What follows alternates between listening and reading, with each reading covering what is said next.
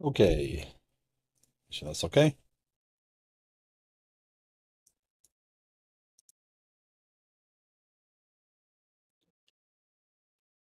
Morning, Mojo. Thank you for the look.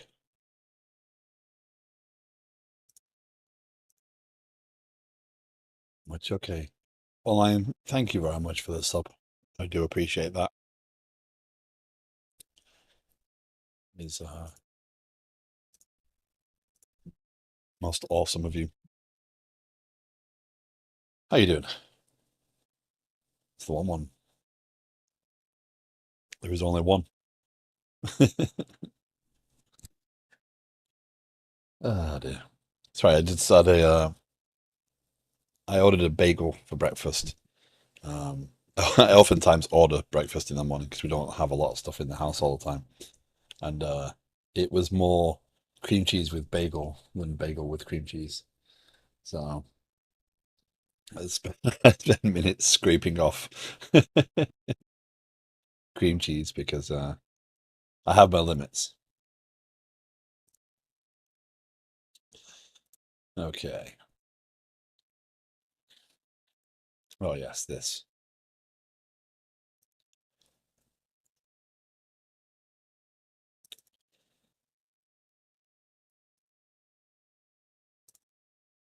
So I don't need this one, do I? Why is that actually why does that come back? These are more questions. Nom noms. That's good. That's probably why that came back. Don't save because I saved it. And so even though I deleted it there, it was still open up here. I saved it and it recreated the file. Close all tabs. Let's start from somewhere we know. Okay, so we're going to put the high score table inside here somehow.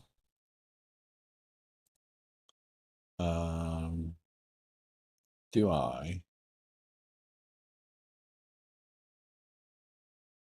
add child node hbox? Put that up there. Oh, no, take that and that. Oh, oh, that is most interesting.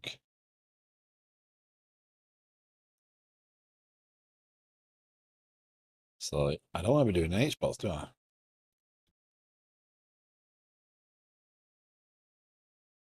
Hbox should be bad. Nested vbox.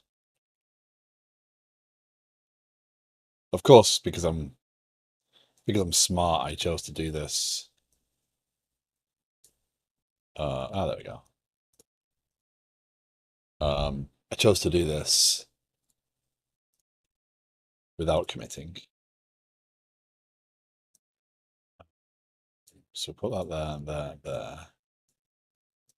Now what happens? Does my thought is, does this now break down? Like, does it expand? Because that would be awesome if it did. So let's go and put some content in here. Instantiate child scene score. Wah wah wah. Let's add another V box. My V boxes have V boxes. Well, that's subtle. No. However, let's layout, container sizing, expand.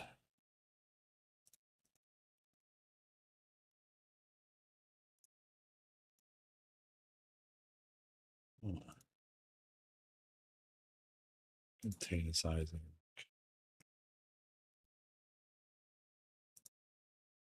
Layout.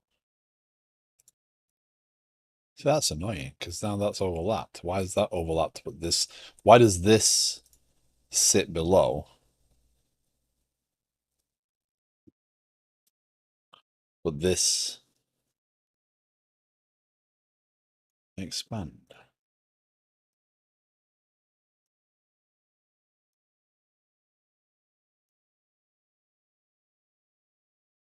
Hmm.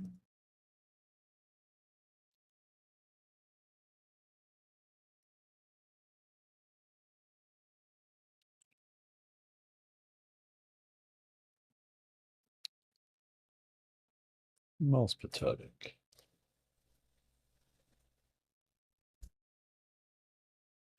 So I was thinking yesterday, like I don't like mixing things up too much. I don't like keep changing up what I'm doing, because then if people are trying to sign into the stream to watch certain content, then that content's not very if the content's not consistent or is too random, then people aren't exactly engaged. That being said, I am considering doing some time, spending some time, probably on a Monday or Tuesday rather than carve into my regular stuff, doing a little bit of stream tidy up.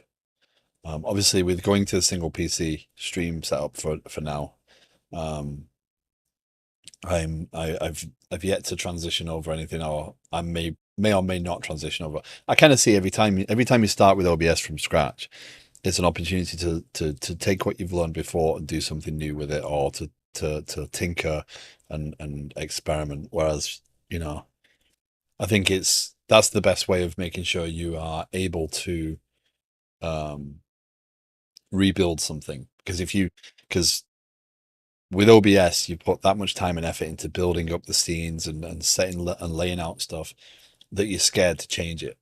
And I think it's the same approach as software, right? If I'm scared to change it, then, you know, I know it can be kind of temperamental at times, so OBS is a little bit difficult, but um, if I'm scared to change it, then I won't grow with it. So I think I might spend some time, probably with a little bit of bot work, to be honest, and try and get some overlay stuff in because I'd like to be able to say so. Um, Going in your stream online, the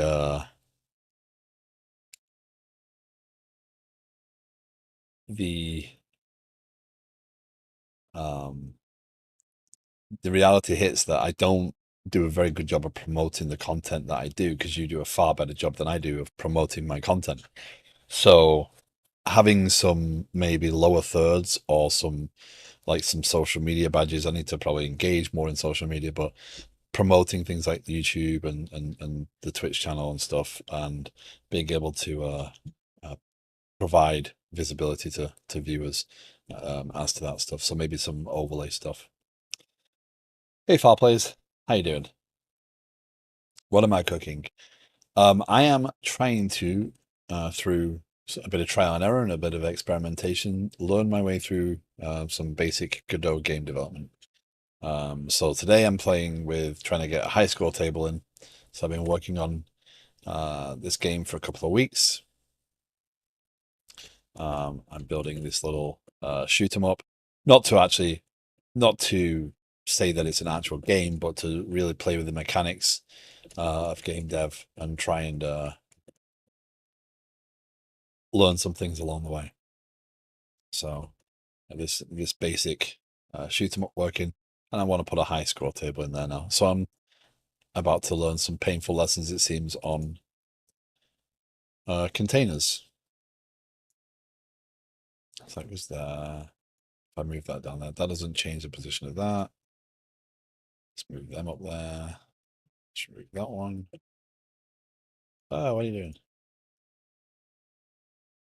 Let's remove that VBox. Let's remove that VBox. Because again, that doesn't push its content outside of it. Wow, that's looking great. Thank you. I mean, I'm trying to learn, right? I've been a developer for quite a while, and I just want to try and do something new. And so I spend a couple of days a week right now um, tinkering with some game dev stuff. Stream is normally about app development, so the majority of streams do end up being about building an application. But yeah, game dev is something that's always interested me. Okay, So score label there. Um, let's make sure that's clear. Final score label. And that means we have to scoring.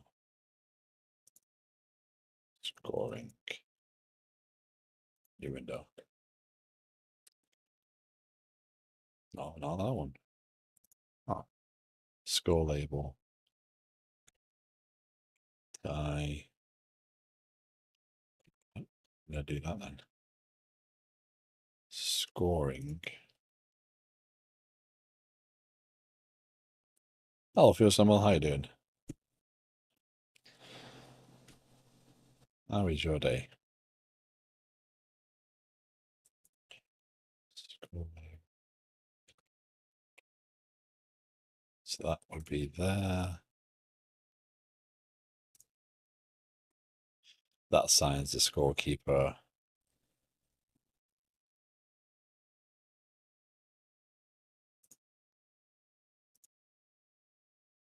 Interesting.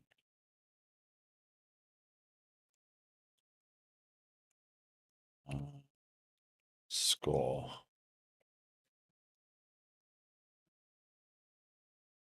Oh, they're not going to find it there, am I? Percent score. There you go. So that's the final score label. Foul Play Games, thank you very much for the follow.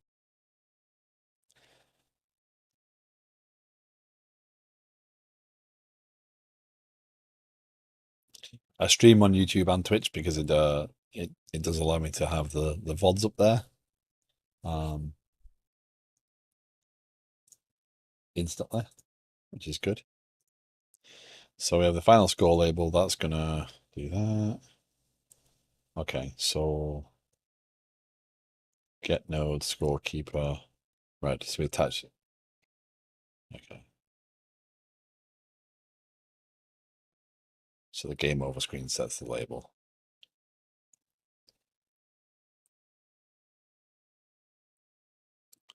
Makes sense. Okay. So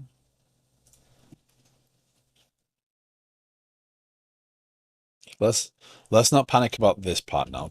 That's barely a challenge, because what we need to do is when we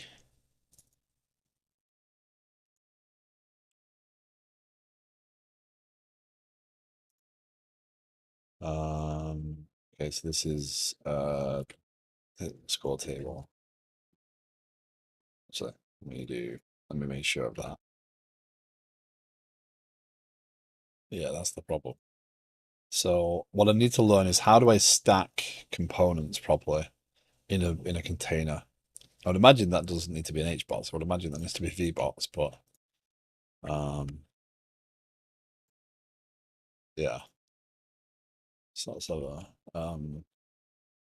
so this is Godot UI stack components.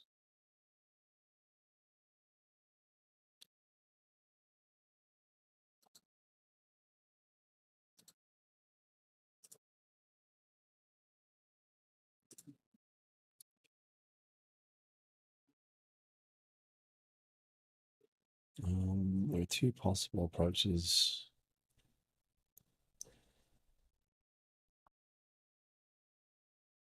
Right, so VBox is right. Center isn't going to matter.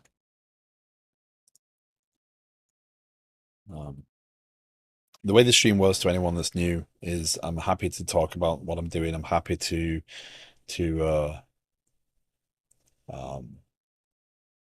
accept help if anyone has direct help.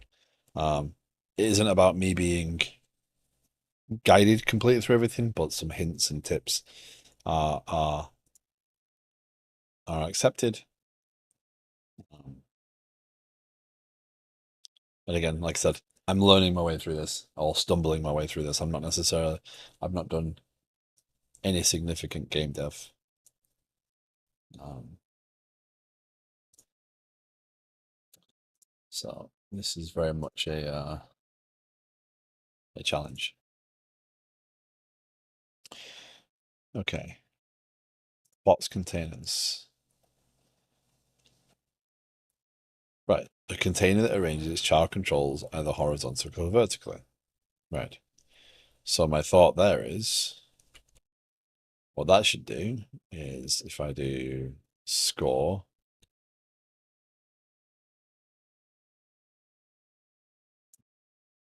right, I want to see why aren't they associated with that. So expand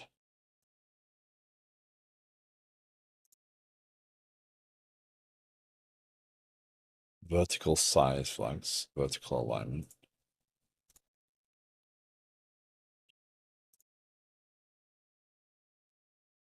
Now this isn't going to have much because it's a scene. I'm instantiating a scene inside of it. That ain't going to change anything, right? Because that's just that. Just nature. Thank you very much for the encouragement.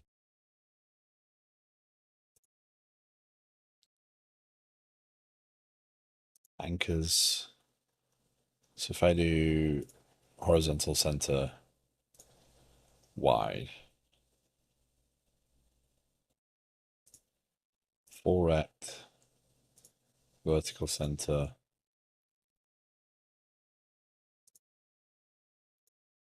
vertical center. Why do they not take on any behavior? Do I have to do add child node? So hold on. That's that.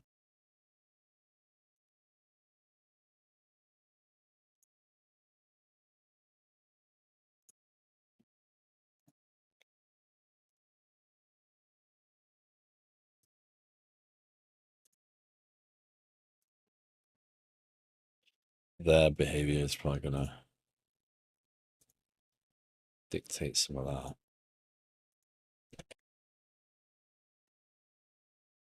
Let's see if that changes.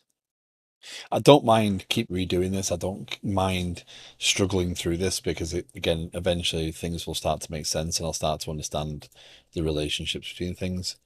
So I'm not necessarily panicked about messing it up. Just trying to check things and learn things as I go. I mean, obviously, what I want to do is I want to see two sets of scores, right? Because they say the same thing, right? The demo is that. So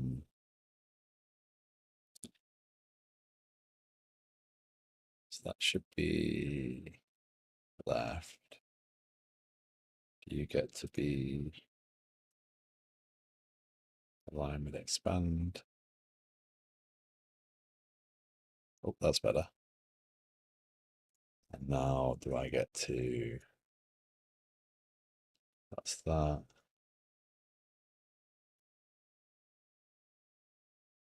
Okay, so that works. They now pull apart. That's okay. Moving control nodes change their anchors instead of their offsets. Gotcha, okay.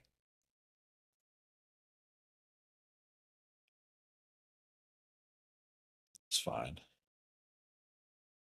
I score.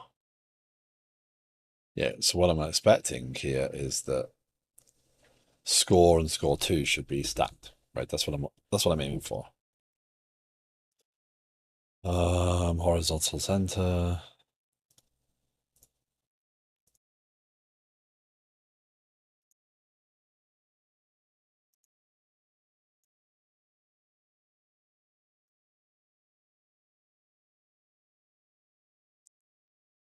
This into wide. Because again, I want this content to push down eventually. Right, so this should live below here, but before the escape to exit, so that the content should be pushed up. Uh,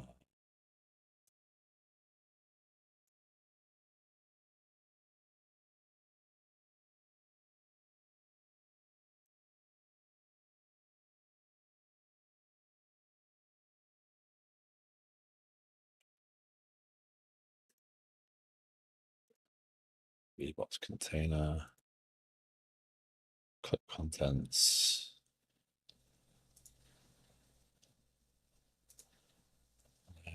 Alignment. Not sure. The alignment in the container's children must be one of alignment begin, alignment center, alignment end. Genius and that doesn't have options. It's a scene.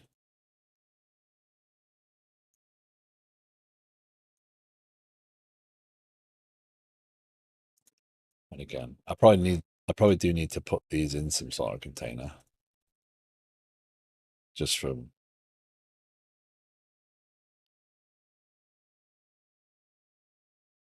a practice perspective. And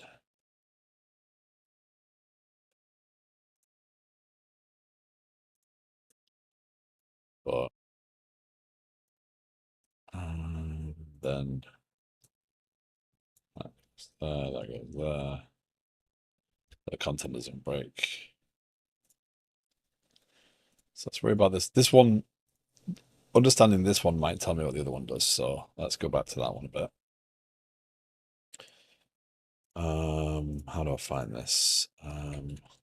Let's ask the AI. Delta, good morning. How you doing? How can I make components stack in a VBox in Godot?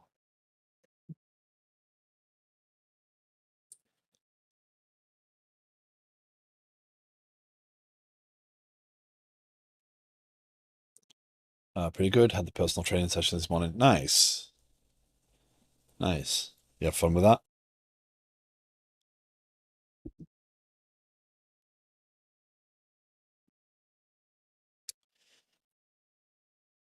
Mm.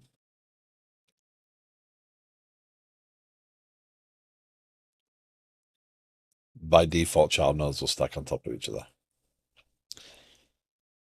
Yeah, yeah.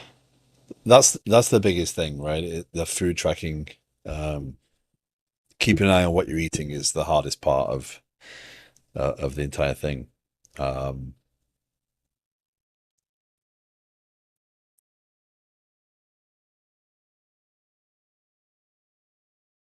know that's coming my way very shortly when I finally make my doctor's appointment.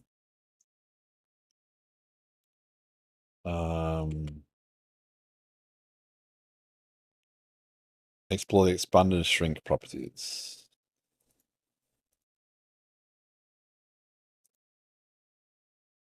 Right, but that's not them. Vertical, that's container sizing, not.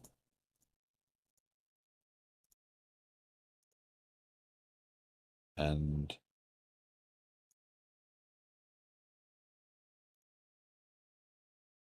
right, but that's not.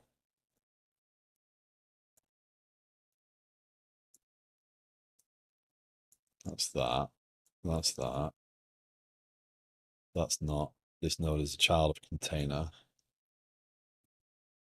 Use container properties.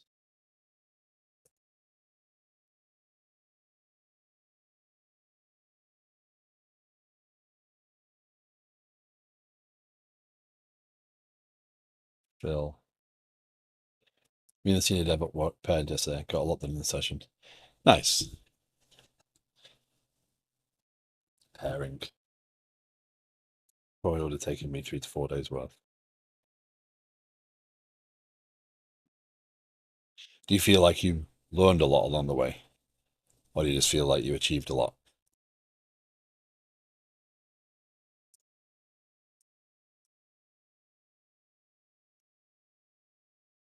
Um,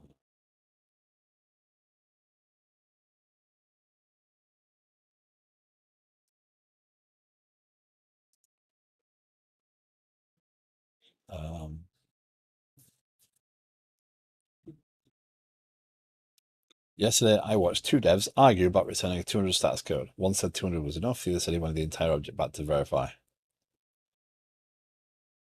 Oh dear. Our biggest hurdle was when we got 3 exceptions back and didn't realize it. I do like pairing sessions. Yeah. Morning down, by the way. A good day. So we were fixing the wrong exception, or attempting to. Yeah.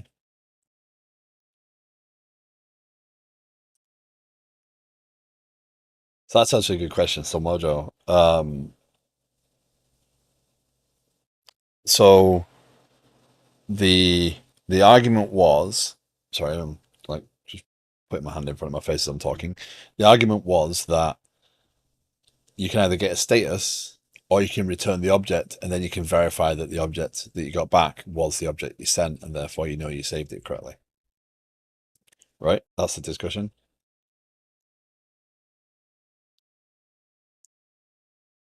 I learned some from him, I feel like.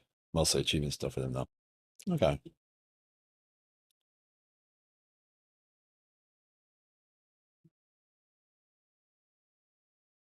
So what I do, so I do a little bit of a mix, right? In some respects. So, and this may or may not be good. I don't know if it is. I don't know what people would think about this. But what I do is when I post something to the server, right? I need the ID back. So that's all I do. The fact that it returns okay and gives me the ID is what I need, because that way I can start tracking that in my store on the client, right? If I don't, then I'm just tracking an object that I can't now align later on when I get more data from the server. But I don't return the entire object. I don't see the benefit in that. I'm not trying to create a RESTful API here. The only thing I want is that people actually follow their own API spec. If you're going to put a spec together, yeah, absolutely. Make sure that it's followed. So yeah, I'm using the status essentially, but I actually do need the ID back. Otherwise, my UI doesn't kind of work. But that's all I need. You shouldn't be the scary statement in what you said was actually the entire object back to verify.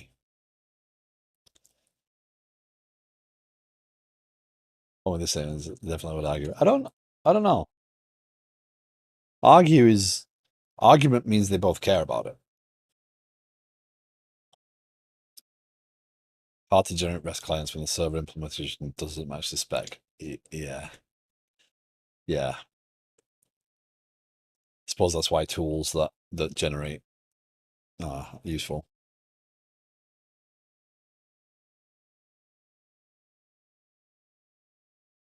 So for a patch request, send the patch request to the web API. Request the entire object back and verify that the API did what was expected. Why are you verifying the API? So you don't trust the API would be my argument there. In which case, what are you doing? Right.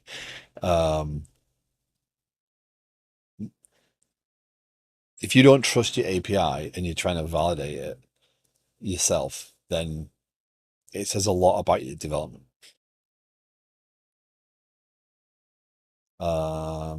We definitely argued some at work.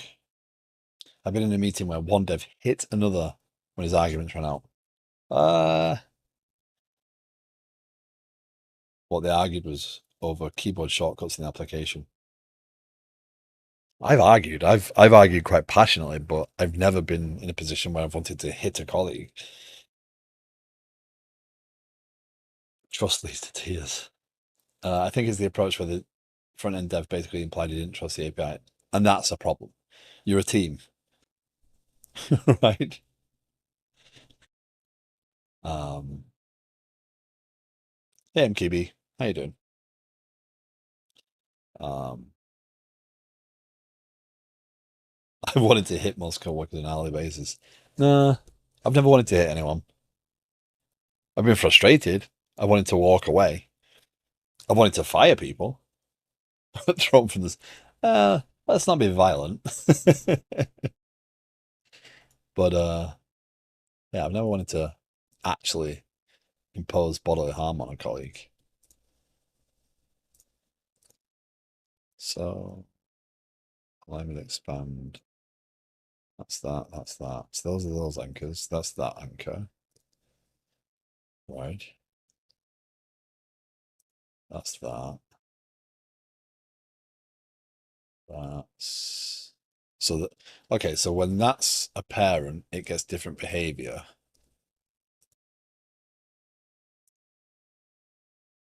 than when it's a child.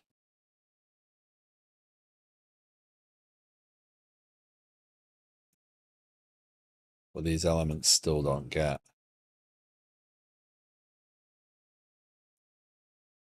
Huh, interesting.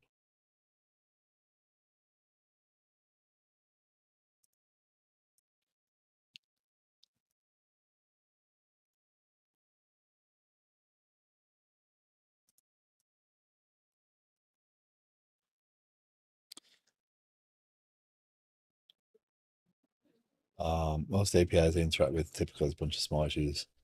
Um,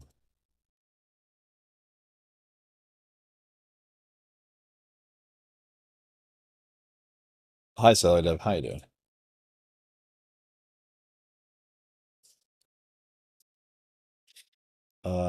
Awesome developer streams. I don't know if it's self. No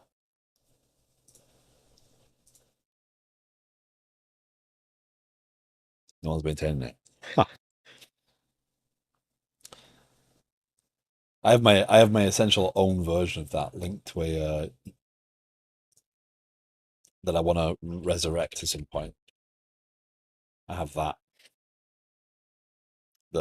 again requires a PR right now, and I want to fix that eventually. I want to hook into that more. I have ideas for developers.stream. I just don't have the time to develop developers.stream.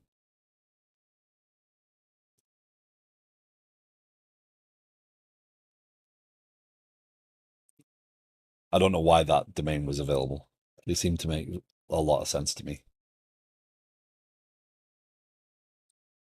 Um, Most APIs interact with typically as a bunch of small issues. Also, no APIs like that even they are RESTful too. They're RESTful.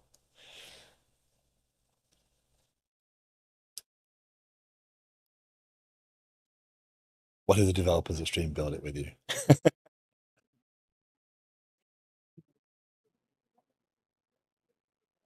Not a bad idea. If anyone wants to discuss it, I'm more than happy to.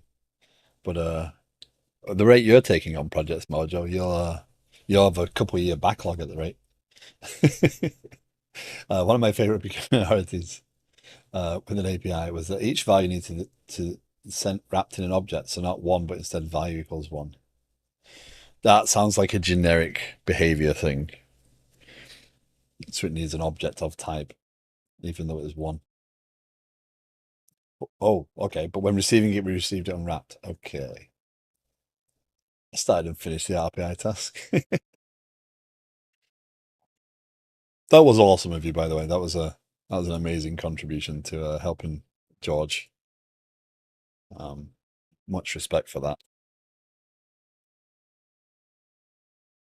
So if anyone's interested, yesterday Mojo did put together some tasks on figuring out how to deploy an application onto a Raspberry Pi, um, a Docker image onto a Raspberry Pi, if memory serves, to help another member. There's a lot of back and forth on how to do that in Discord.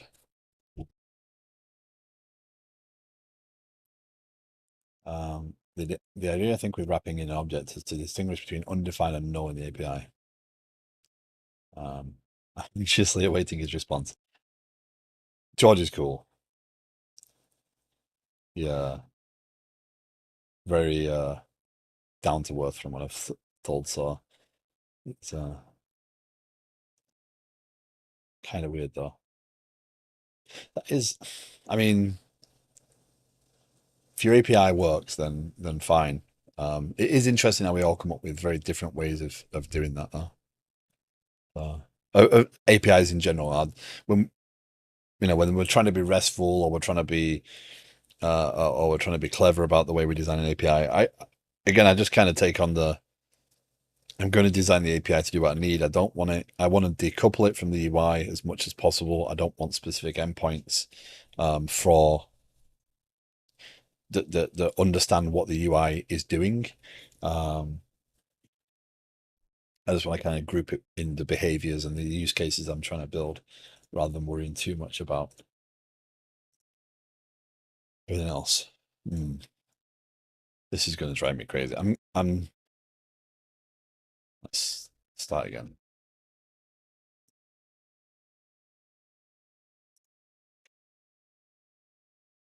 So there we go. That's back to that. So how to stack components in Godot UI.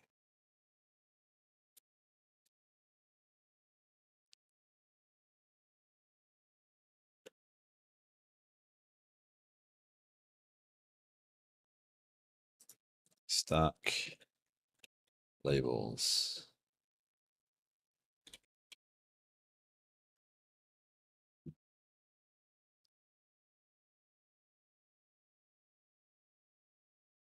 So the way the documentation reads, they should stack. Stack nested scenes. So maybe that's the problem. Maybe it's the nested scenes component. Not separating okay, it's too bright today to do that. You have to set the control node's custom minimum size. Okay, so if we do add a VBots, layout, container sizing.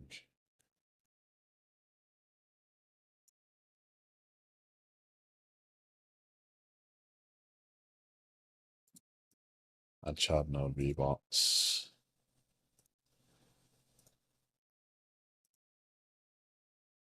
Custom minimum 25. Now it's instantiate scene.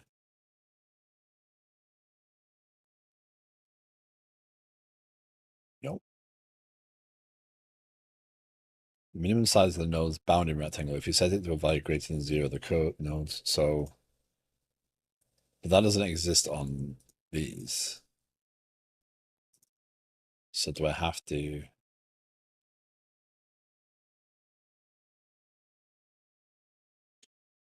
Instantiate instances scene, fill out necessary details, and add them as children to a VBox container as a child of a scroll container, but they are only offset by a few pixels, not the 100 pixels of control nodes.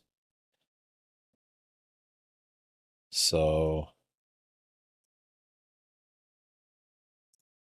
that's interesting. It kept my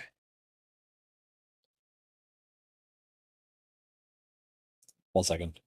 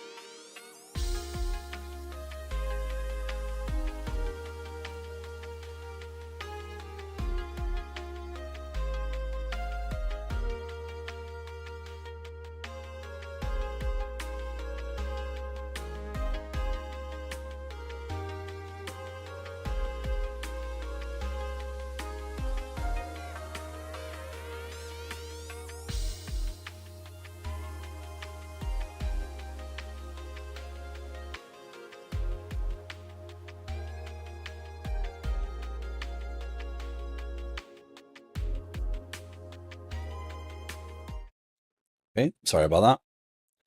The dogs were playing a little bit too hard, and my wife was scared. The backend must be a JavaScript then, because no other language I can think of has undefined. Well, the concept of undefined, like if it's nothing versus you passing null, right? So if you're trying to validate the input, an object that contains value that has null is explicitly being set as null. Whereas if you are sending nothing to the API endpoint, you're not resetting the value. It's just a guard against um, overwriting a value. Again, it's not. If you expect input, then a null is a valid input. Then it'd be a design choice.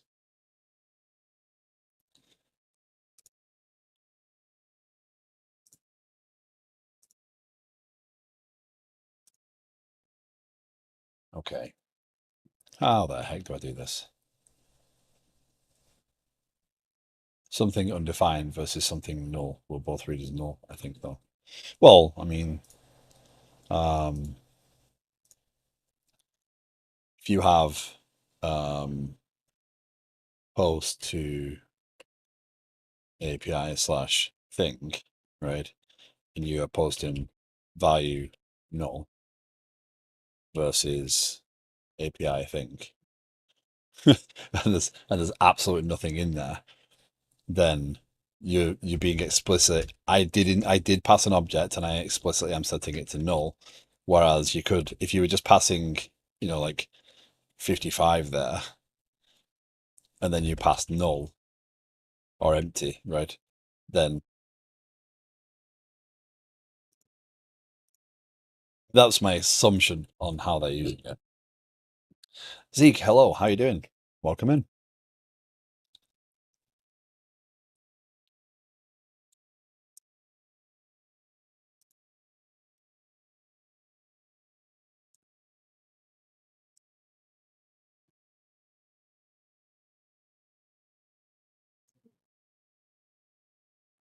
Good, just downloaded Windows SDK to test my game out. Nice, what's your game about? I'm I'm trying to learn my way through game development a little bit. I'm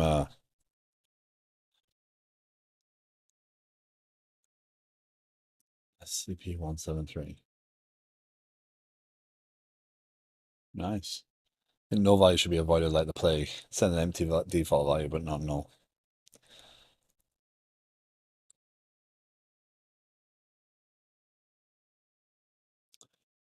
Nulls are it's hard to deal with when you're doing a post to an API. It's hard to deal with. It's not hard, but it's more complicated, especially if you're doing something like a patch where you're saying, hey, change this data. So what I've done is I pass the current state of the object, right? So it then evaluates what has changed. So if I do pass null and it's a valid value for that field, then it will accept null. Right? So I could inadvertently wipe a field out. Um, Another way would be to post the actual changes. So post actually what happened. So again, no is explicitly allowed because you are, or implicitly allowed because you are saying, hey, I'm sending you the values as they are now. So what am I making? I am making I'm trying to learn my way through a bit of game dev and Godot in general. I'm comfortable with C sharp. I'm just trying to learn the principles of uh, building a game, using the assets, using scenes, and navigating the tools in general. So I've been building this on stream for a couple of weeks, um, trying to learn all the little things. So just building a simple little shoot 'em up just to kind of practice and learn a bit more about the tooling. And right now I'm learning about the struggles of laying out text boxes and stuff.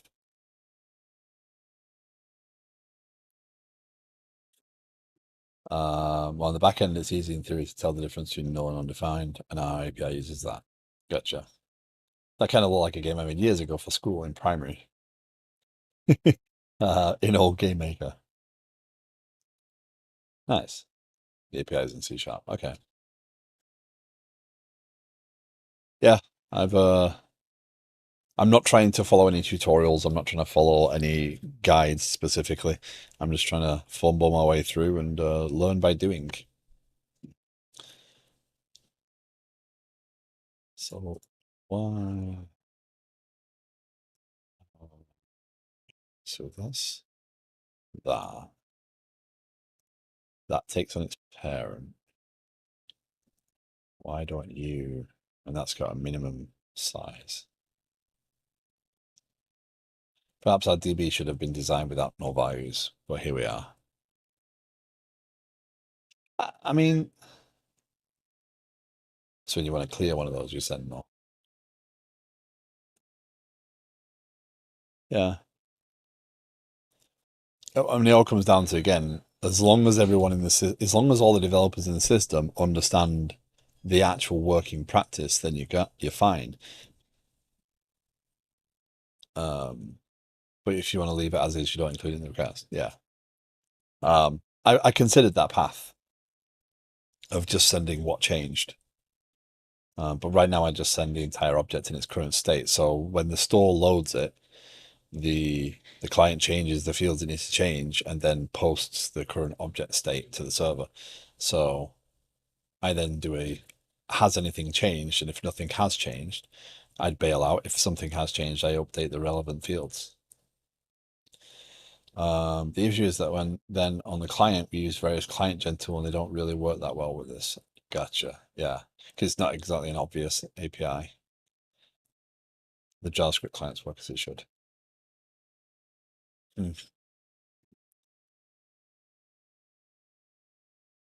She's driving me crazy. Sorry. C# clients doesn't work well.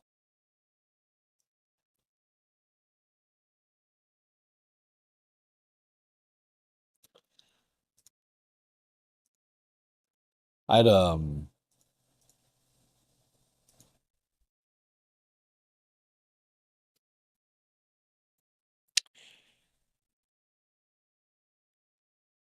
I've not often had the need to interact with APIs in C# libraries. I think one of the only ones in this right now is the internal component of planning. There's a post that has to happen when promoting a ticket. So tickets, there's a promotion client. This won't always happen this way, but right now it's an HTTP client. It's one of the rare times I've actually called internally to do any API stuff. I don't often end up doing it from anything other than front end. I know there's needs, it's just I don't often do it. So how do I stack? So someone said the custom minimum size, like if I do that, should be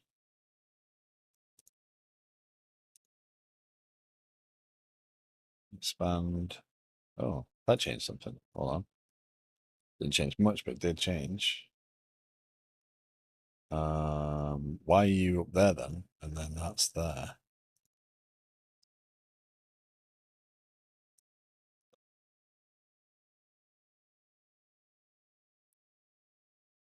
Changing subjects a little, sorry. Nope, no need to apologize. It's all good. The chat is there to be chatty. Do you have any techniques to test the game? I'm tired of running my game, going through the menus and waiting on scene to test my changes. You know what? I don't, but I actually have been considering what that means, like to do the test, because as I've gone through this, I've started to realize that there's isolating test, and I'd be interested for those in the stream that actually have done any game dev. I'd love for you to jump in. Um, well, again, automated testing is harder because game inputs, like recording a gameplay, if something's dynamically generated, then you've got a problem, right? Because you can't record the input. So automated testing is kind of out. Um, I mean, you can start a particular scene, um, but that doesn't necessarily help you because you've got to get everything set up. So running a particular scene isn't going to help me in this case, right? Because I've got to, I have to, I contain the levels within the game. Um, but I suppose what you're getting at, Dan, is when you've made a change. So let's say I make a change to level two, right? How do I test level two without having to go all the way through level one, etc.? Because right now that's impossible, right? So I don't have any level slots. I suppose one way, and that's how a lot of game devs do it, is introducing a console of some form, so you can actually bypass some of the stuff and enable things dynamically, um, to allow you to skip through. Um, so if I because ultimately I'm going to have a start game screen, right? Um, and I could have a prompt or something I can add in, that will allow me to say, okay, start level two instead of start level one, and it would load that in. It does mean you have to have code in there to load the test scenarios, and you can't remove that code because it's necessary. But that would be one way, I suppose, some sort of admin behavior. I talked to one game dev and he had generated various keyboard shortcuts that played certain scenarios and had a renderer that rendered the status test, and he could validate it at least somewhat in mini integration tests. Huh. But it's funny you asked that, Dan, because that has been going through my mind as to how you might do that. Well, testing the gameplay in isolation seems like a good area as well. You probably don't want to be bug fixing and gameplay testing at the same time.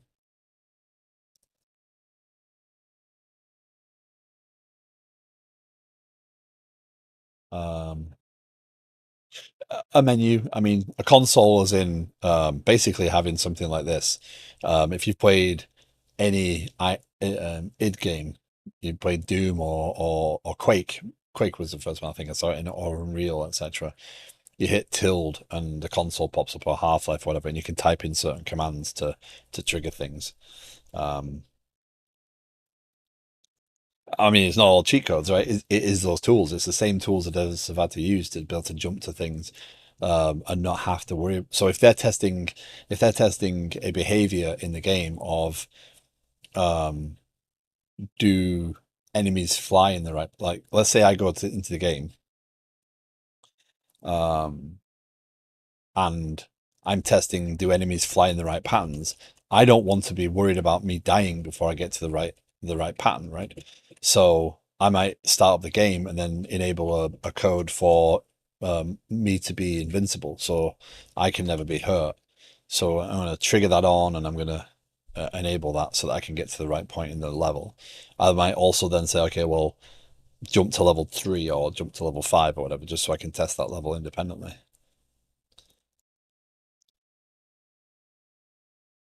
But it does mean you end up with a lot of code, I would imagine, in the game that is very, specific. Yeah, because you've got to get yourself into that state. So if, again, playing games, it's setting different modes on the level, setting different, toggling different effects as well in some games, right? Where you can say, okay, turn this off so you can see more or whatever. Turn on wireframes and stuff so you can debug the game essentially. But those probably live in there from the development phase because they need to test them. Off to work. Good luck, Ota. Have a great day of work, and see you later. Thanks for hanging out as always. Yeah. So you might be able to say, bring up a command, bring up a window, or bring up a terminal and say, okay, set anger 100 or whatever, and be able to run with that.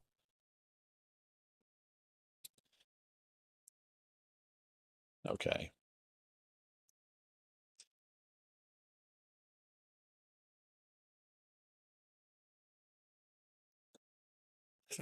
Resources seem to be your hammer of choice. You made a comment in the stream the other day about the resources. My new best friend, yeah. It's what's the phrase? Something to do with a hammer and everything that looks like a nail, right? And you've got to use it enough to understand when not to use it. Just that growth as always. Center alignment, begin. I don't want to be guessing at this all the time. This is my problem right now. Shrink end, shrink begin. Oh, shrink end, shrink center, fill, fill, expand, fill, expand.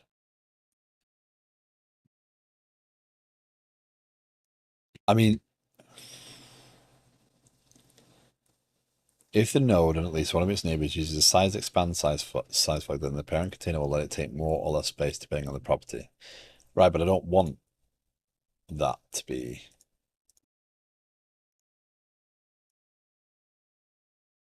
process. These don't get as much control. I recently found a tweet where he added a scene that only accepts imports. For instance, you press backspace and it reloads the current scene. Ah, nice.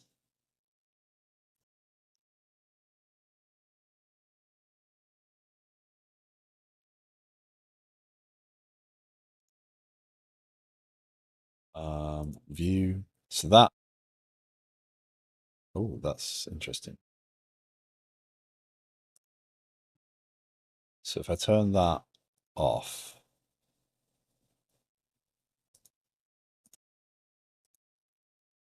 oh, shrink center.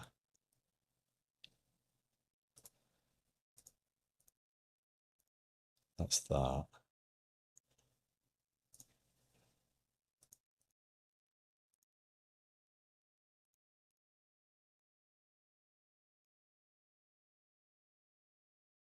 But not these contain these elements. I think I shared this a little more than I should.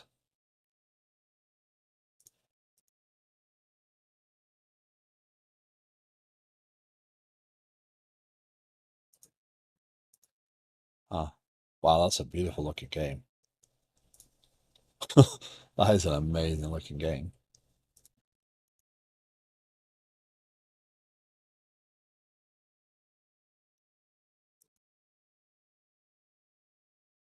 Oh, hold on.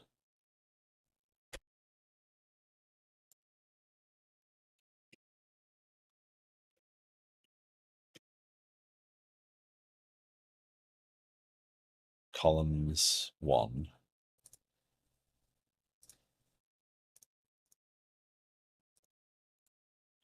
That's got to be a bug. It remembers what I selected. Unless that's a no, because that's a per control thing. That has to be a bug.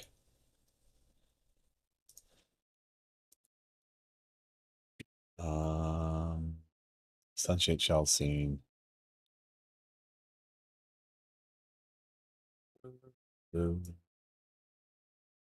Add child node. VBot container. Not everyone cares, I suppose. But yesterday I learned about function pointers and inline arrays in C#. Nice.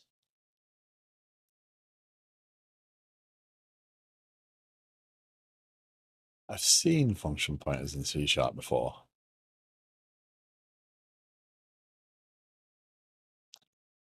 Were you looking to do some more optimization?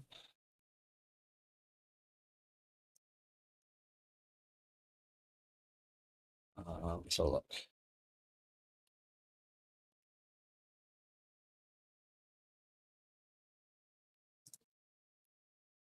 So function pointers.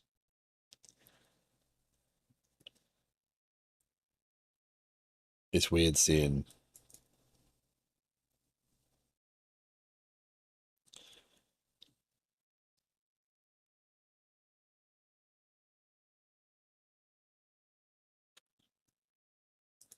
The reason is I'm interacting with an OpenGL low level API. Gotcha.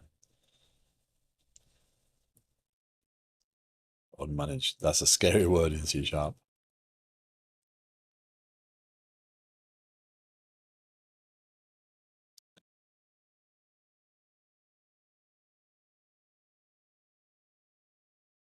Calling conventions.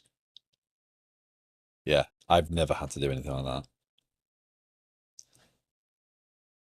It's weird when we're talking about C Sharp and getting to that sort of stuff.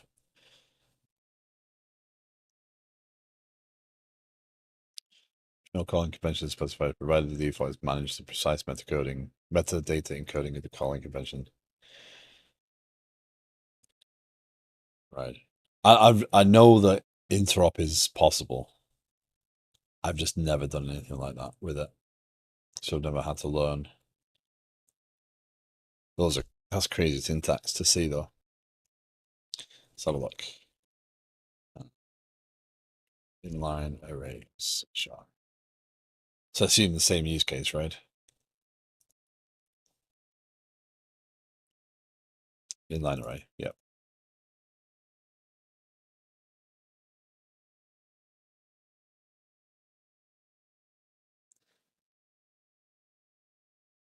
So it's just because it's because when it's doing the interop, it has to know the size. As far as I understand.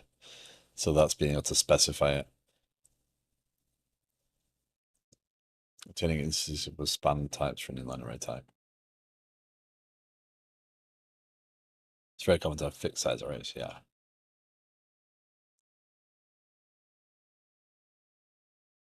Huh.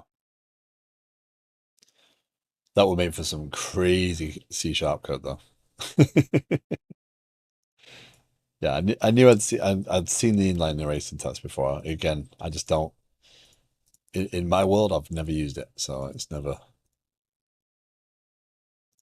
Okay, so align with expand, align with expand. So that. So is that because this node doesn't have a control parent?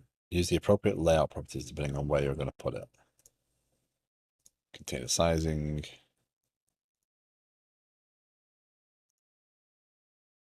So why doesn't that layout, container sizing, expand, but still stacking?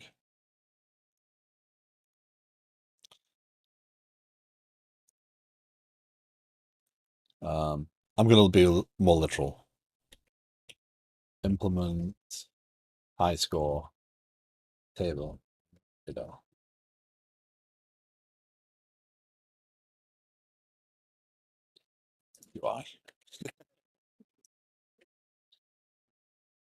I'm only doing it on screen just in case there's big white flashes of text and stuff.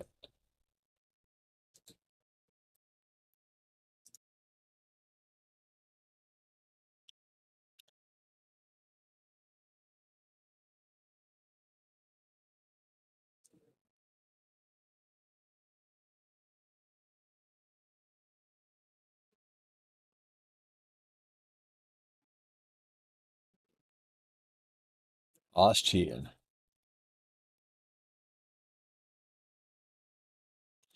Is there a possible way to store like a default implementation?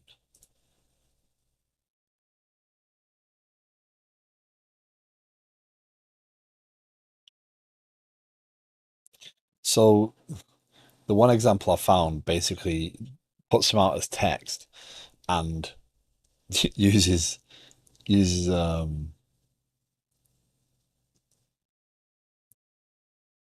carriage return.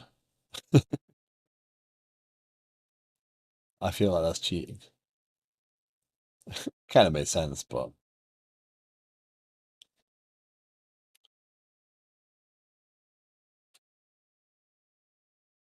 oh, that's really nice. I like that.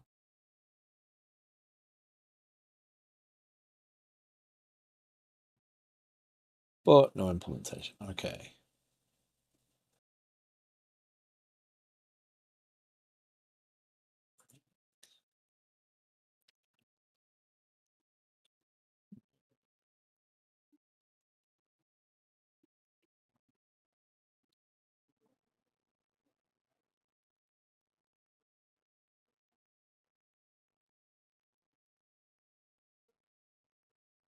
Unfortunately, my way of learning through this is a lot of guessing because it's just I don't like. It's not that I don't like reading. It's just that I do better when I get visual feedback.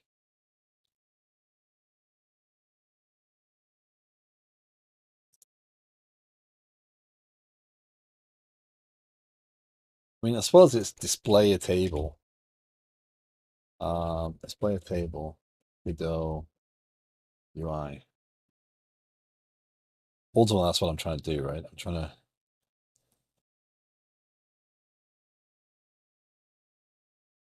to build something like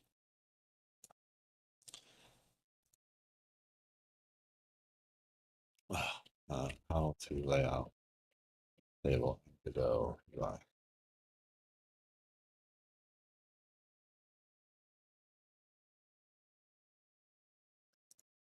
It's essentially what I'm trying to do,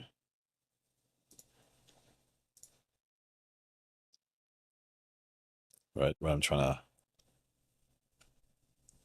yeah, almost exactly. Ooh, dynamic. Nope, nothing dynamic there. Maybe the grid node. So yeah, the grid node would make sense, right? Um, Grid container. So let's add a container. Let's add a grid container to the container. What is it? You can't add a default. Container by itself serves no purpose. That's a script configured children place. Ah, gotcha. Okay, so that is useful. So that I might want to use as a placeholder for my actual elements. Because what I'm thinking right now is I want to add instances of the score. So the score I can lay out what the font is. I can lay out how an individual line of the thing renders.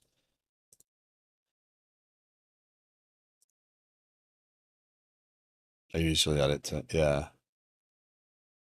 Like I want one column.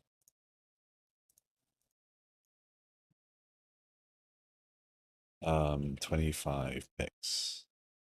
But then I want to add a score, right? As a child of that. So why doesn't so my assumption is that this is taking on all its own behavior, right? Um,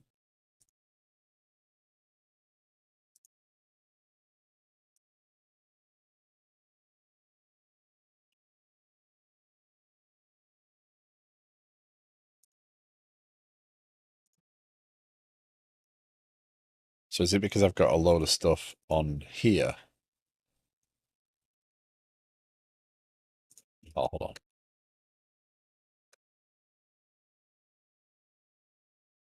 That's probably never good.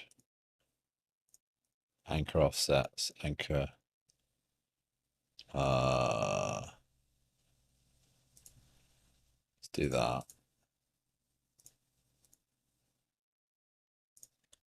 Do that. Ah, gotcha. That would make sense. Let's call that. Let's change that to a V-box then.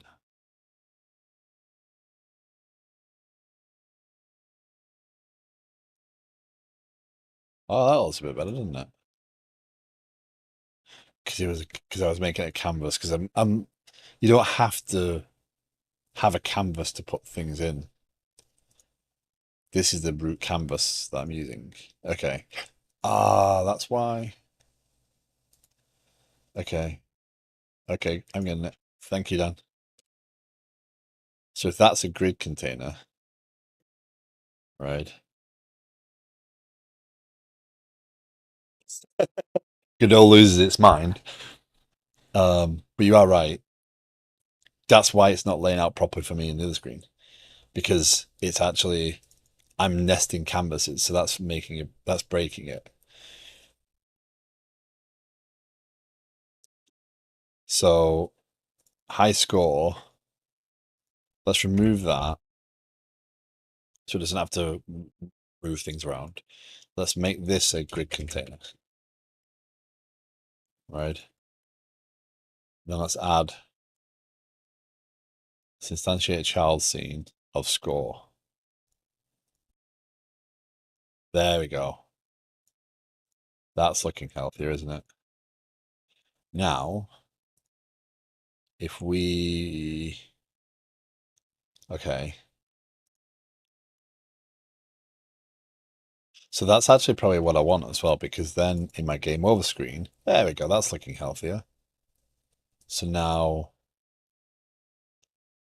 if I want to center that,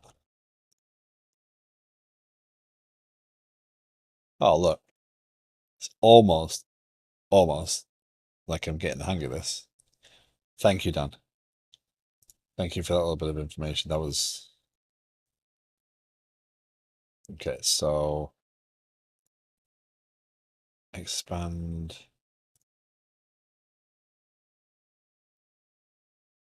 No, that's not going to do what I want. Cool. Hey, Kenny, how you doing?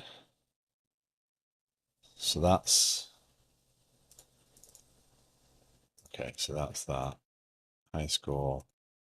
I need this to stretch. So score.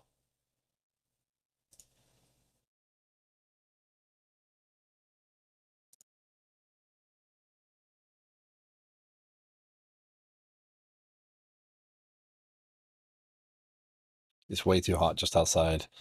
Just outside. Just moved in after working on balcony for this morning. Ooh, nice. Very fancy.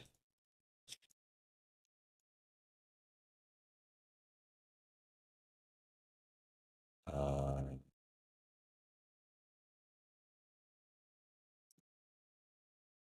high score.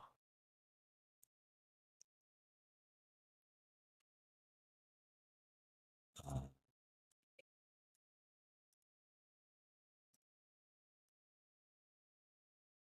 that changes that. That changes that. Let's see how it affects it. It doesn't affect anything. Okay.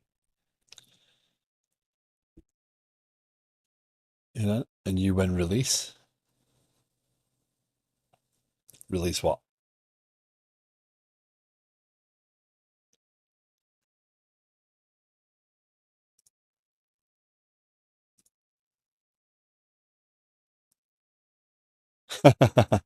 This is no game.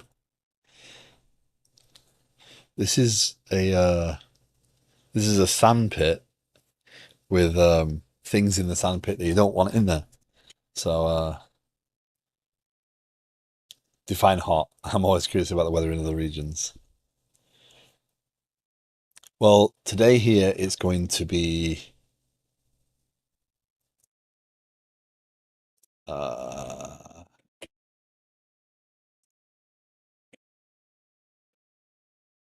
it's going to be 93 Fahrenheit, so about 33 degrees, and high humidity.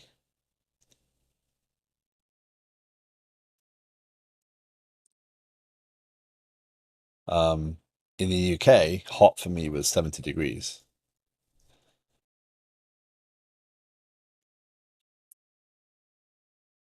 So yeah,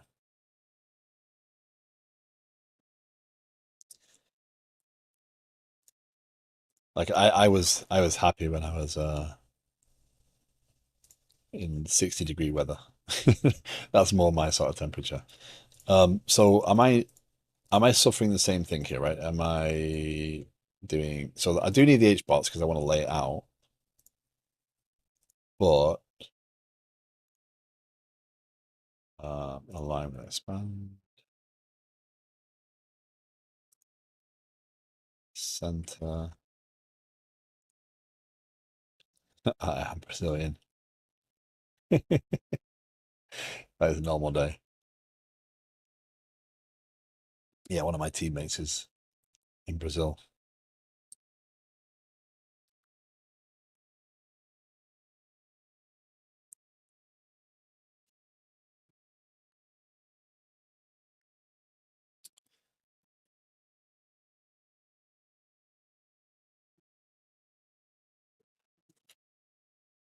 Um, so I'm not sure I need I probably don't need, if I make that, and I remove that, and then I make this an HBots, and stop messing around with nesting, right? And set that to that. Then what does this look like? So then my high score, how do I expand that? So that's center,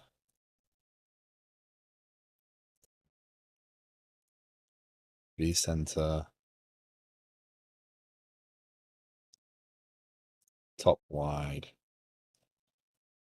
Um, I'm on the other side when it's 10 C, I start to cry. Under 10 Celsius is jacket, 10 to 15 is pullover, 15 to 24 is t-shirt, all over 24. Um, what is being that we're talking about this? Um, go to F to C. That's t-shirt and shorts for me.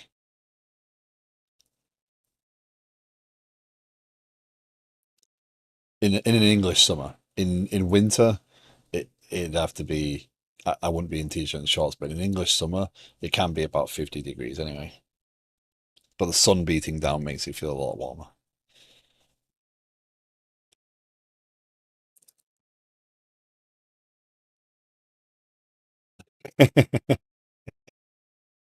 My brother and I went to Australia, um, and it was about that temperature. It was in the 50s and low 60s, and we were walking around in t-shirts and light pants, and they were walking around in woolly shirts.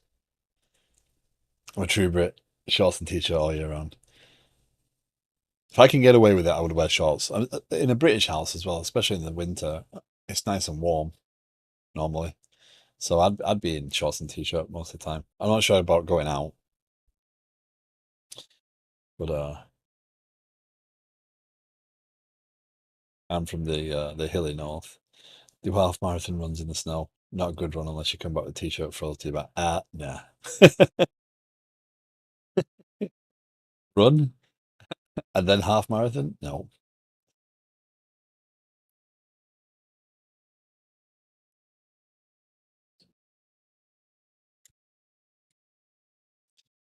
Okay, so let's continue our escapades here. So that's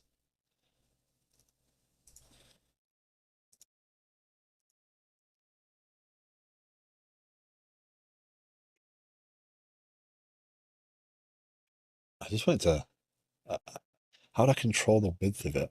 That's the challenge. So maybe I'm nesting is that's my actual problem. So this down here now will work.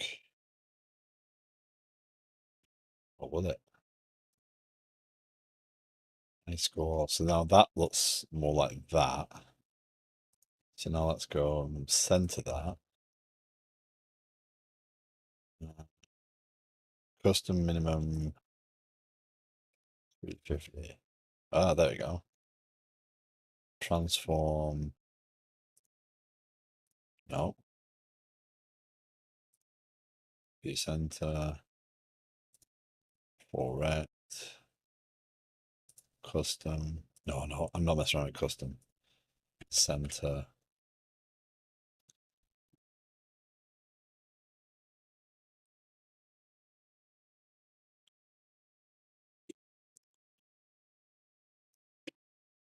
So now that looks like that. Okay, so here's what I'm learning. If I have so this is included as a scene, right?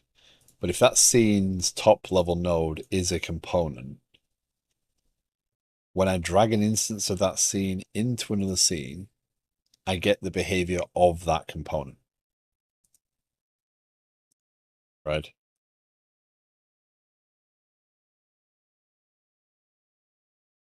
And I can change.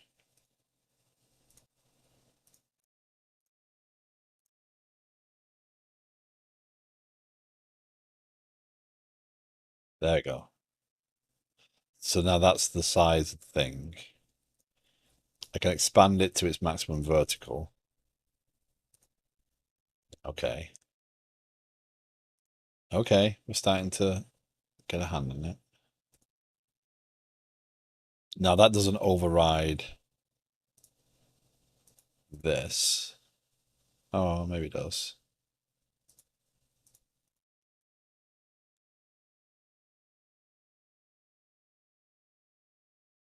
Shrink center, game over. Shrink center, yeah, no, it doesn't. Because that's fill, and that's, yeah, that's not gonna matter. What I want to do is expand these out to fill the width. So these should be layout, transform, container sizing. So these should be fill and expand. There we go. So we want to make that layout. So fill and expand. So now if we go back there we go. And now we go here. Oh, look at me. I'm like getting the hang of it. Don't worry, it'll be so now there you go.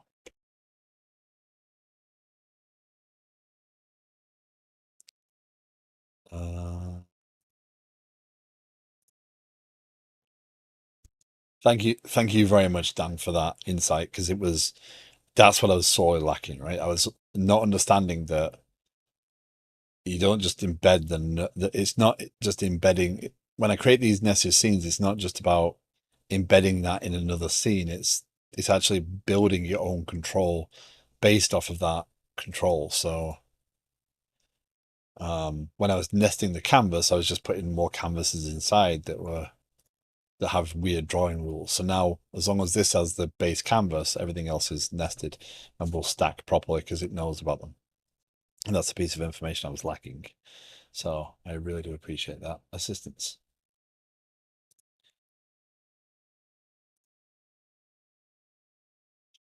So now, challenge is, how do I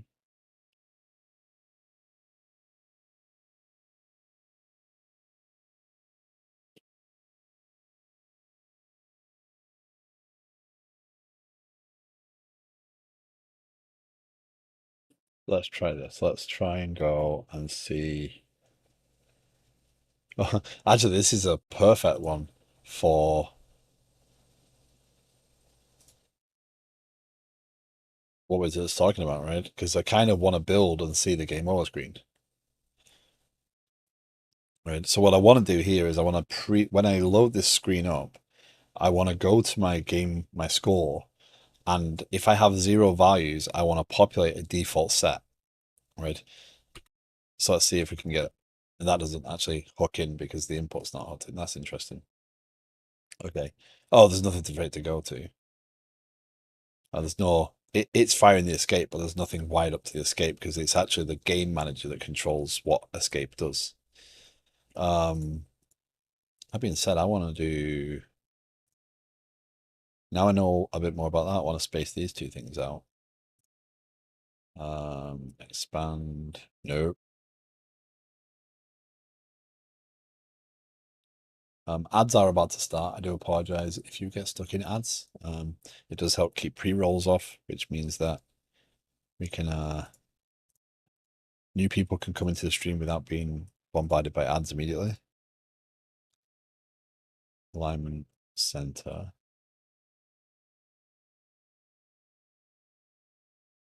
Out direction, transform.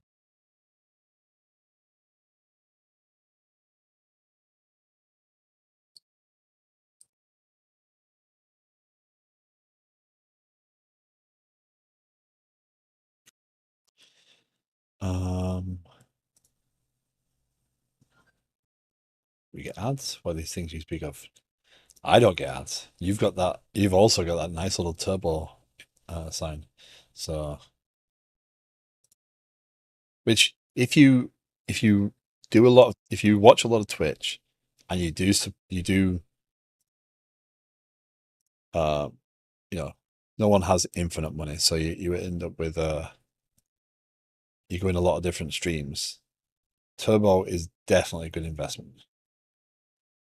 Um, it still supports the streamer. The streamer does get some ad revenue, some revenue from Turbo users watching. Um, you're not going to get rich, but you do get it. But also, then you don't have to sub because you're free of ads all the time. Last time I heard it was an MMR. So, and no, streamers don't get kickbacks for pushing people to Turbo. It's just generally good advice.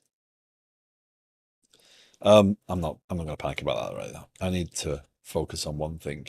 Basically, what I'm doing is I'm distracting myself, diverting to other things that seem less difficult, um, than tackling the actual problem that I have. So, can I do this?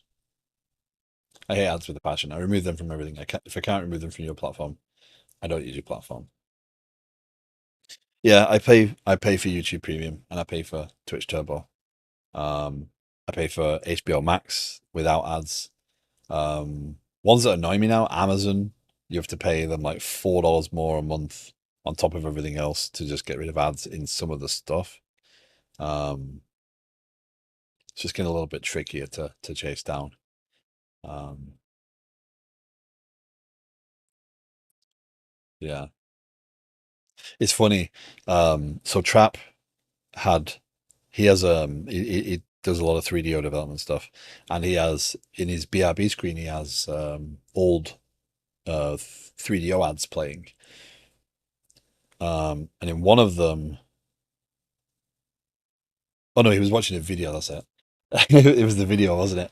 The videos with the HBO, and someone hijacked the signal because the HBO wanted to charge 14.99 a month. And morning trap, morning, good day, Thindle. How you doing? And basically, yeah, the Max Headroom incident. Um, it was fascinating watching that, by the way. Thank you very much for taking that time. Um, but they're saying HBO was 14.99 a month, and that was in the early 90s. And I calculated for HBO Max now, I'm paying that much. So that was an absolute fortune to pay to pay for HBO. I know the name but can't place it. He's a streamer. YouTube is fixing that you can't use ad block on YouTube.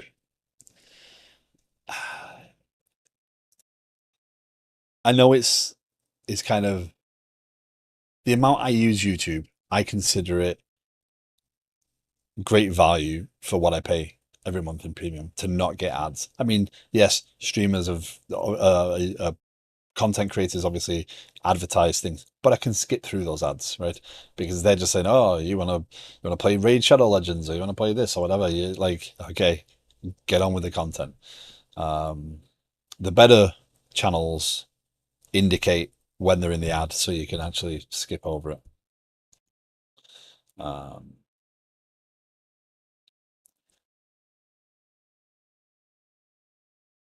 ads now on YouTube are obnoxious, and I never remember a single one. So how relevant are they? Uh, yeah.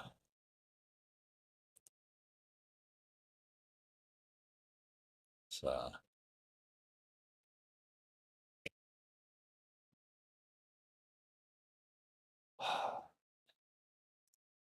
unfortunately, as much as I don't want to, in the coming weeks, I'm going to have to take some of these Monday or Tuesday streams to do some bot dev because I do need some more features, and I don't want to. I don't like using. Um,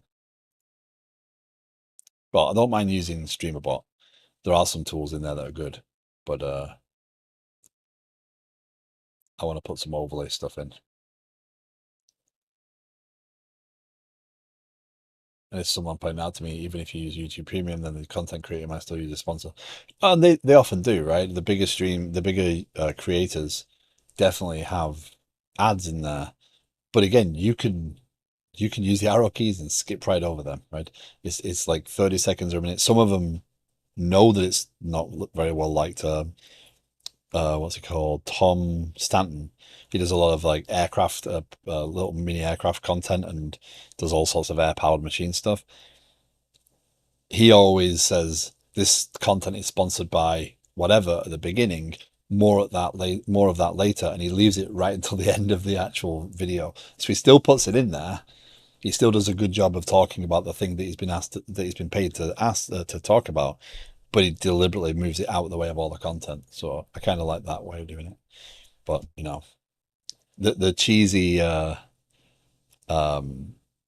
the cheesy way that some of them get into the ad is kind of amusing. Prefer sponsors over the ads. They're surprisingly better and more relevant than the garbage YouTube shows me. Yeah.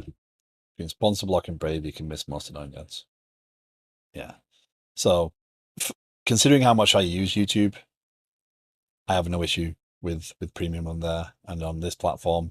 Turbo, I can't, as much as I would love to sub to every single stream I go in, I cannot afford to do that. My wife would be very mad.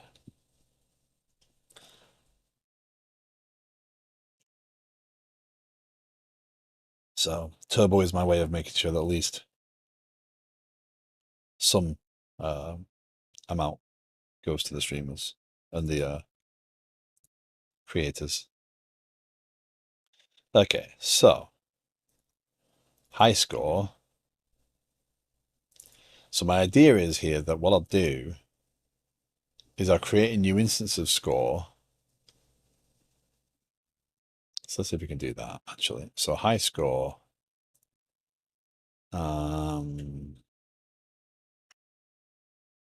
Override. Ready. Let's see if this works. Var scores equals get top 10 scores.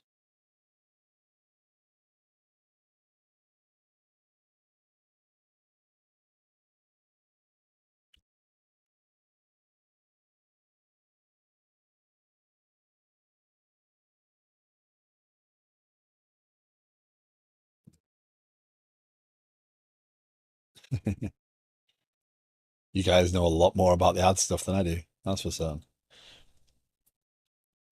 I don't know. I've not gone chasing after blocking ads at all. I lasted about once I started using YouTube significantly. I lasted maybe a month before I'm like, I'm done with ads.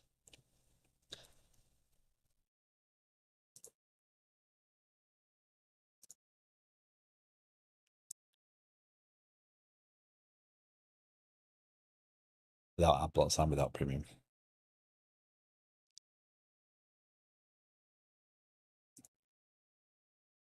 Uh, will that creates a new file access and opens the file for writing or reading the text, returns null if the opening the file failed. Um,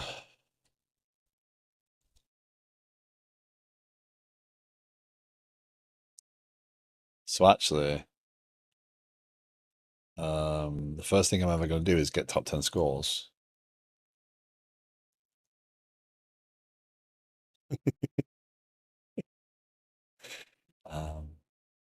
Because I can't believe the cappuccino time. Oh, nice. Thanks for the luck, Dan. Appreciate it. I stopped using ad blockers when I worked in the data collection business for ads. I wanted to see the garbage internet helped to enable. Halo 13, thank you very much for the follow. My apologies for not calling that out sooner. Welcome in. I hope you're still around. If you are if you have any thoughts, opinions, questions on what I'm doing, you're more than welcome to ask. In general, right now, what I'm trying to build is a small game just to try and learn my way around Godot. I'm trying to put high scores in there right now. think I'm doing okay.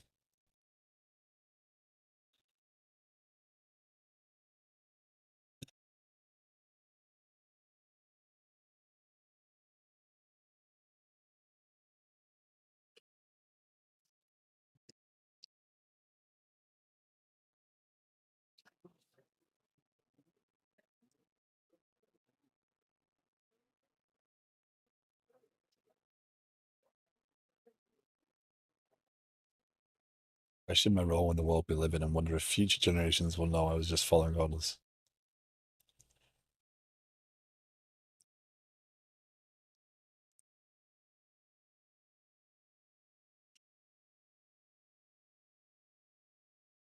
So, just on a slight tangent there, um, my if anyone from the UK, you'll know Time Team. If you're not from the UK, um, you may know it. Time Team is a show about archaeologists, and we were watching an episode last night, and they were talking about this group that were settled in the lowlands of Norfolk or somewhere, wherever it was, about 4,000 years ago, and in this period that they did, it went over, it spanned 200 years of activity, etc. And I said to my wife, it's an indicator. Just we are a blip in history. Right? Our lifetime is just a little blip. 4,000 years ago, people were living there and building things and making meals and burying people. And I mean, now we're digging them all up, and it's quite different. But it's kind of scary just how that your comment, MKB, is what triggered that. Um,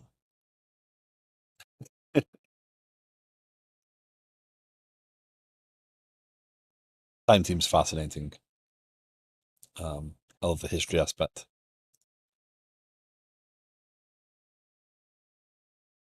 Cheetah 25 airplane flew to speed of like 1,000 people become experts in AI 1 million. Dear. Um, so this will return null if the file is inaccessible. So what does this return? It returns file access. Fair safer. Get safer.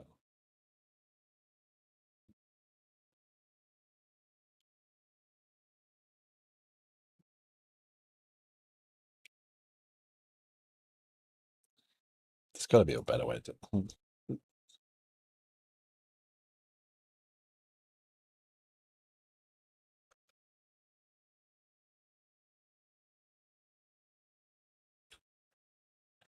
Why is it not? Hold on. That seems like a dumb method to write. Normally these have. Really?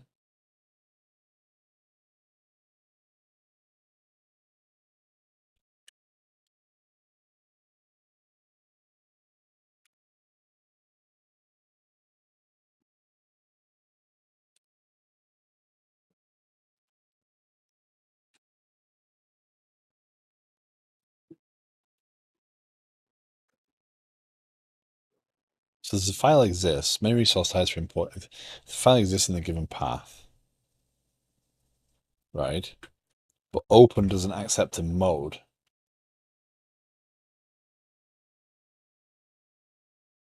Returns null if opening the file failed. Well, that doesn't. No, that doesn't say it can't. It says creates a new file access object. So this one could fail. That one's unlikely to fail. So I'm going to test that first. I'm not. I'm not going to try and write code I don't know. Why am I here? What am I doing? Will I be remembered? Do I want to be remembered? Will they dig me up, or will I be fertilizer? Well, I said like in 2,000 years, do you think people will be digging up and looking at what we produced? Be remembered for your good deeds very hard, for being a horrible, being really hard. So Time Team is a fascinating show. From the history and the archaeology perspective, it's very interesting. So this one, if save file is null, return t. What would be a good way to store this?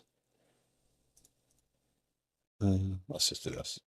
Private const numerable scroll record empty scroll default scrolls. No, actually, yeah. Short answer to in 2000 years, do you think people is most likely not, since humanity might not be around? Maybe.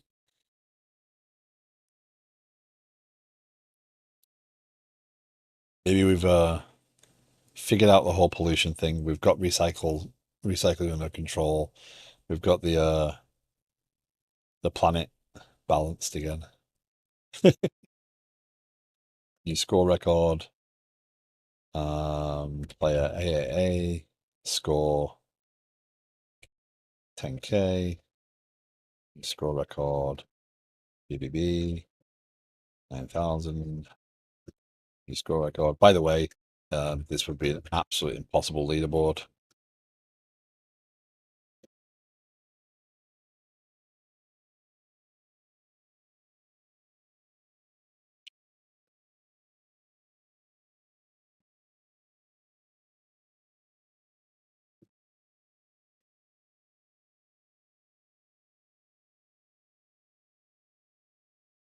Oh, because I made it constant. That's why it's whining at me. I'll worry about that later. New score record. DDD 700. I'm gonna make it so the player can at least. Come on. There you go. There you go.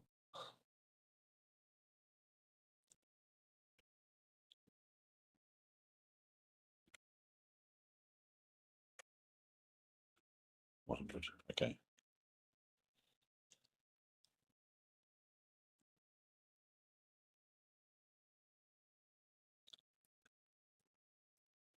So that would be return default scores. If the save file is there but empty, return default scores.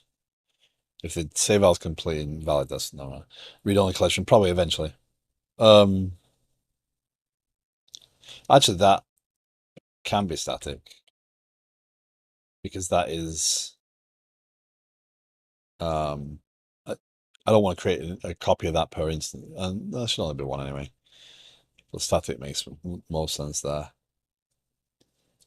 So what I need to have happen, I'm assuming that it's saved into the file. That's the challenge.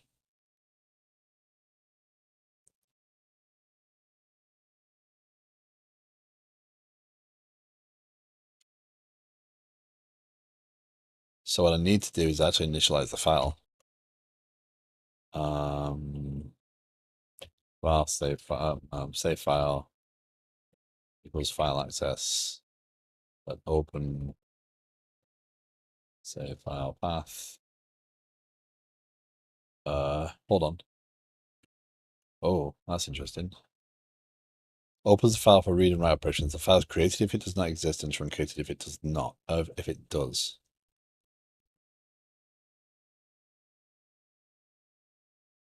Interesting.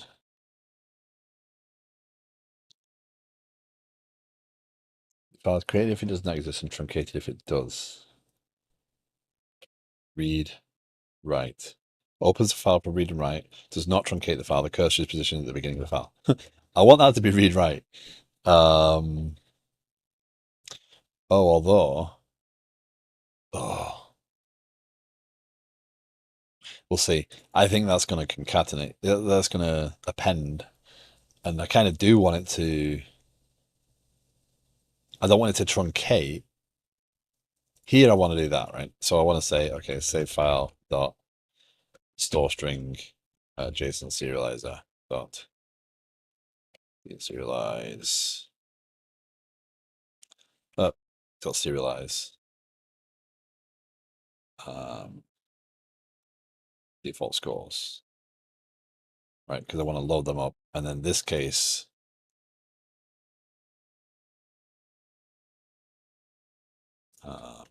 return default scores. That doesn't read right at all. Let's see if it.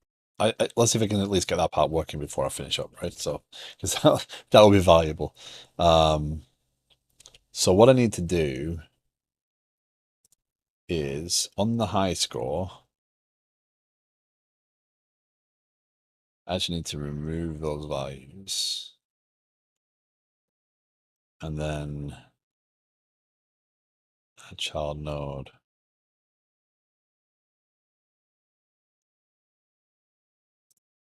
Can I create? Is that the right way to use that?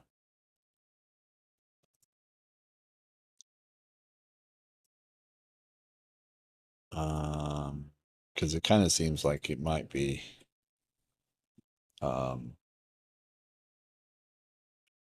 scores access as unique name, and then var scores equals get node container scores. I know there's a better way of doing that.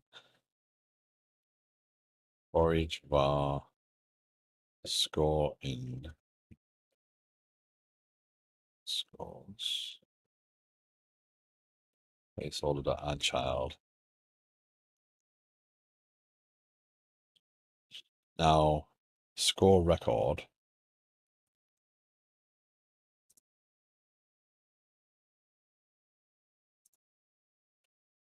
Yeah, okay. So this takes now new score. So the record, the data is not the node. The node is then created. So that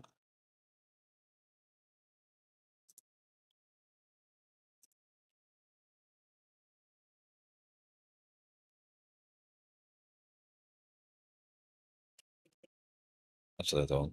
I can run this independently.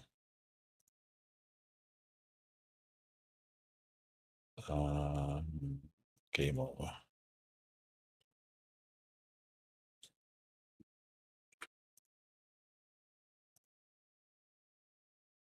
Ooh. Because the scene isn't set up correctly. Let's do this. Let's run this.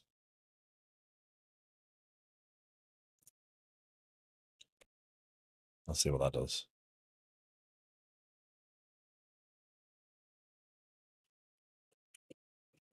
Oh, by the way, so this I need to learn about deployment of this because, and I'll show it in a second. I recorded a video yesterday because I was like, maybe I figure out where to put this so I can show people what it looks like.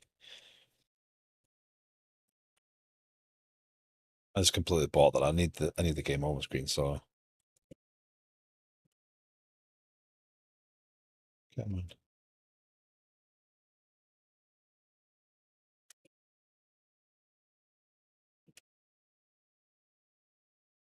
I'll get there in a bit eventually.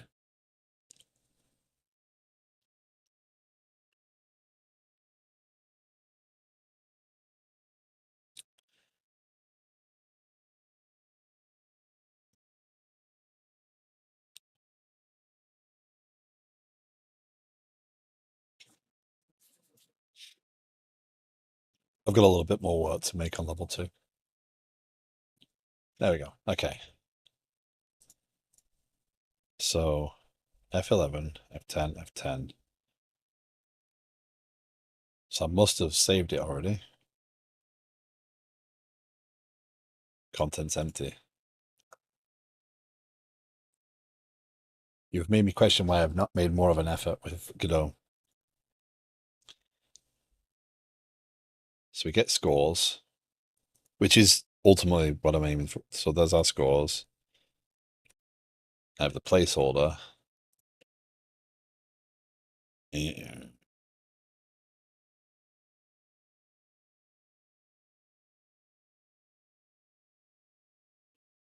Ah, score, player initials. Yeah, that's. What do you mean? I am enjoying this, right? I mean, it. I'll be honest, it's scary to do it on stream sometimes because I feel like a complete and utter idiot at times because it just seems like I'm struggling too much. But I am enjoying doing this, and it is a lot of fun. Um, and I think I've got a better handle on it than I had when I started, for certain.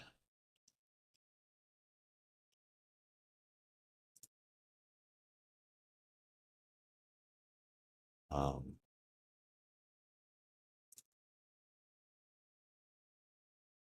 it's interesting that returns that says there is a file and it's empty. Do you get to see that?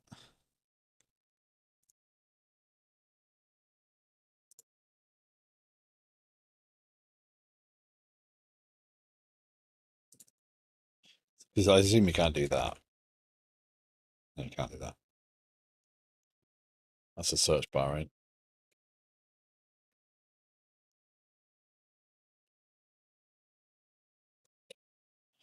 Um, I thought that's the purpose of having the label stuff. So I did that in the scoring. No, game over. Game over does it. We go and get final score label. Get node.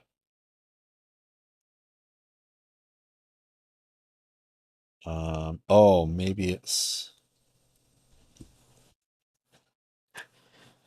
the learn by doing technique works for me as well. I've wasted too much time watching tutorials already. My problem with the tutorial is it either doesn't, the pacing is off, and or I struggle to see the point in what they're doing, or they completely skip over things and assume that you have some knowledge. So then you have to figure out all the things in between anyway. So it's why I don't make a lot of tutorial specific content. It's because my goal with, if I'm going to produce any content, I want it to be at the request of somebody. So I know what I'm targeting. Like if someone asked, can you create a tutorial on how you set up the Kafka tool, or how how you're integrating GraphQL, etc., then I can at least focus on a specific thing with someone's actual expectation and line it up with that. Um, Tutorial equals get started, concepts, examples. But after that, documentation, I go. I learn better through trial and error and doing and skimming documentation when I struggle. Um, Tutorials are oftentimes um, because if you're trying to create a tutorial, you're kind of generalizing it, and some people do well with that sort of content.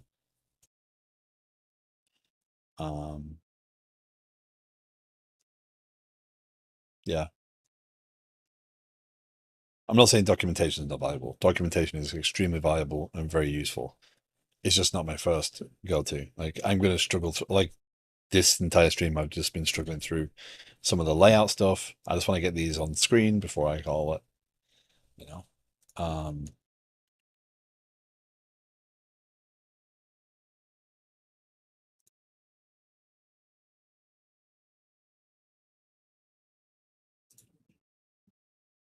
hold on, holding. This might be old, and I might be really late with this.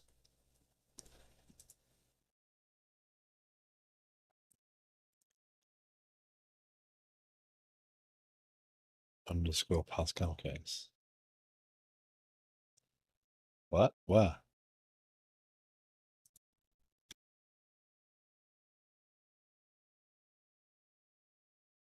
Why have I done that? Oh, yeah. That's those are Godot methods. So a lot of Godot works off code generation as well. So I'm going to assume that they use this as some sort of signal, some sort of flag to use, and then you can't possibly collide with their methods. Yeah, we can blame someone else. Yeah. Yep. Yeah. And also this, um, if not wrong, Godot script, which is Python based. I don't know if that's a naming convention in Python, but yeah. It's funny. I instinctively looked at my code then thinking, oh, what have I done wrong?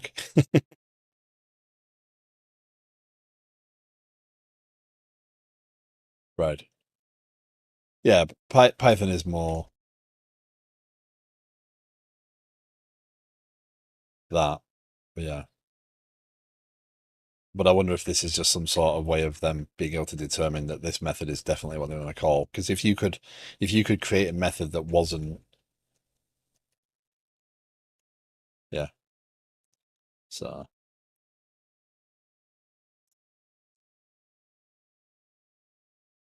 that's Pascal. No, that's not Pascal. That's Camel.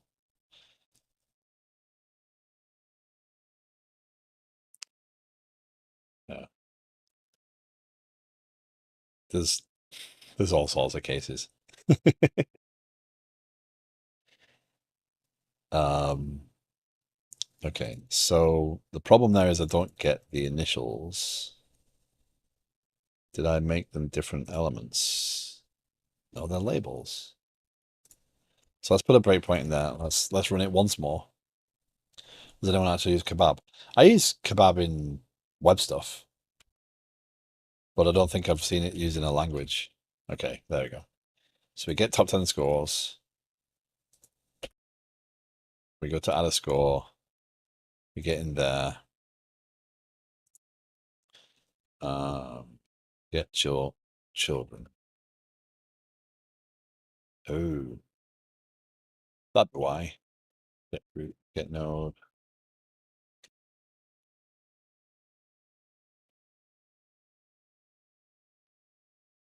parent.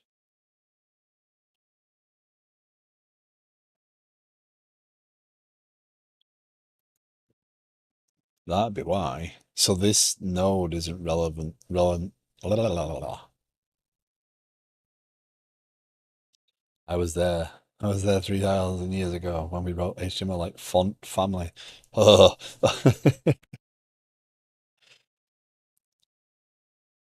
Being that I'm older than you make me feel very old when you do that sort of stuff.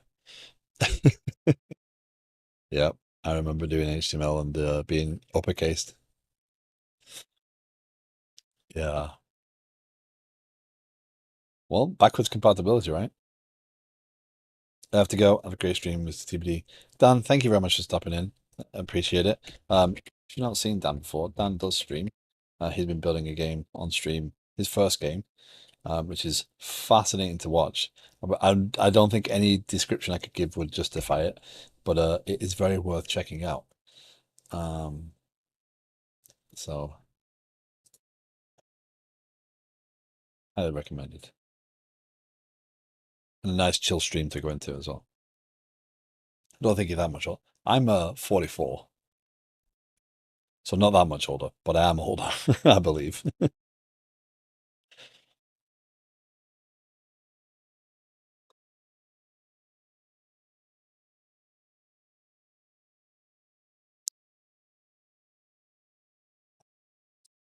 So what I don't understand here is where my node here.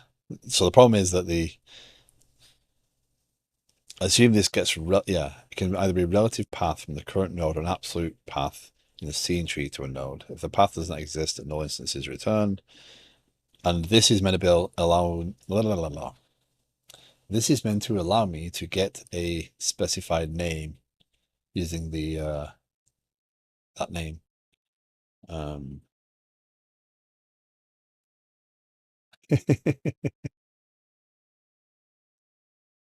I mean, we do get older, right?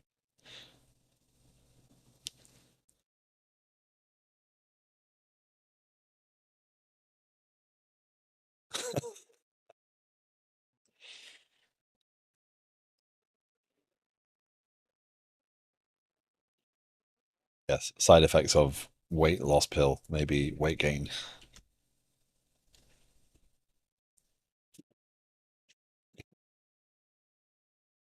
You have moments in your life when you start to realize, like when things seem, oh my, that just seems like yesterday.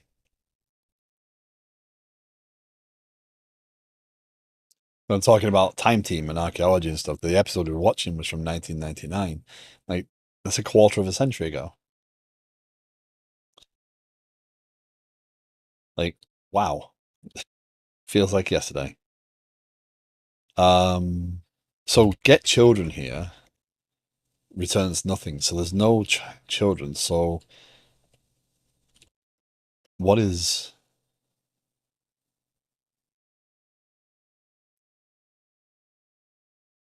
name at node 21? So I'd have to step through scene file path. Oh, hold on.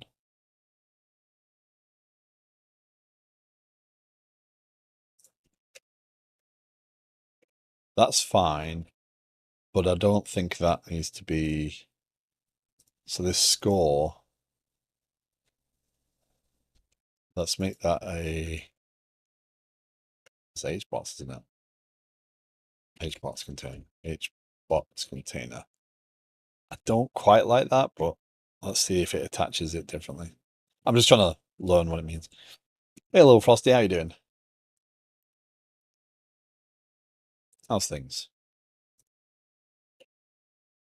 When I grew up in the early 80s, I felt World War II was an entirety away and everyone that remembered it ancient. Anyway, 1980s, yes.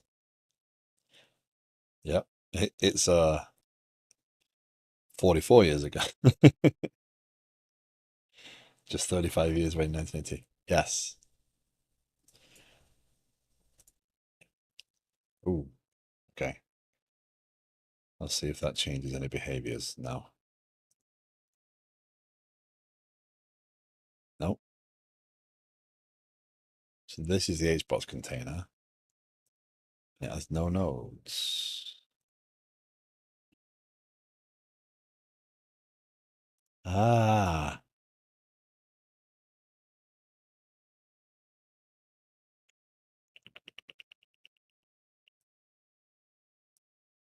score.cs.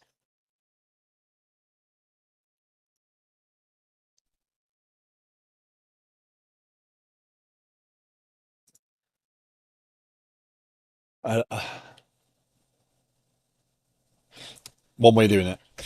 I'm going to do this just to cheat because I need to move forward, right?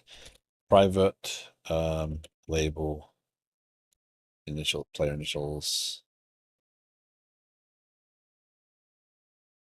export private. I feel like this is not the right way to do this, right? Score value, and then what we do is on ready we do player initials and score value. when I walk in the supermarket and I hear a song, I recognize this. This came out recently. Usually came out in 1990. I will say those moments are particularly scary. Um, so what I'm doing there is I'm basically I'm wiring them up so that I have a handle on them. I don't like doing that. Something feels wrong about that, but then again, grabbing them in the code is just the same thing. So at least if I change this around a bit, I still have a handle. So let's see if we behave differently now. I score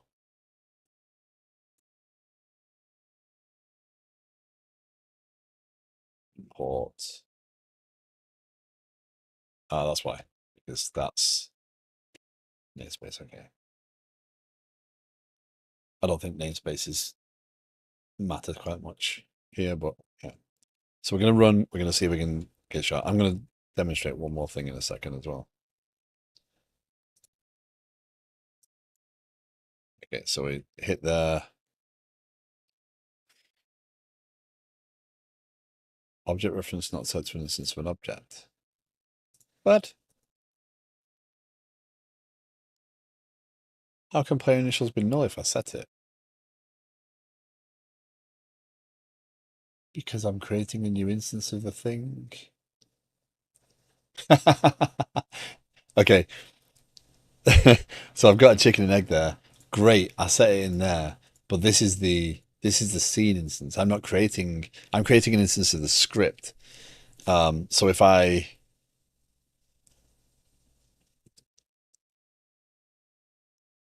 that's why.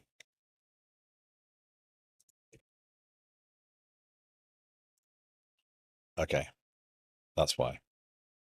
I'm creating an instance of the script, right? Not an instance of the scene. So I'm not attaching the scene, I'm attaching the script. That's why I don't have access to those variables. I didn't have access to the named variables because it's not the scene that I'm loading. They're just, there are no nodes because I'm just loading an object. So what I need there is private const string.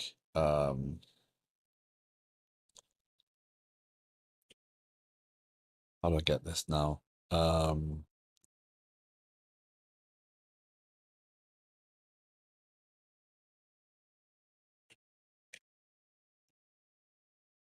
do I do this in the level stuff?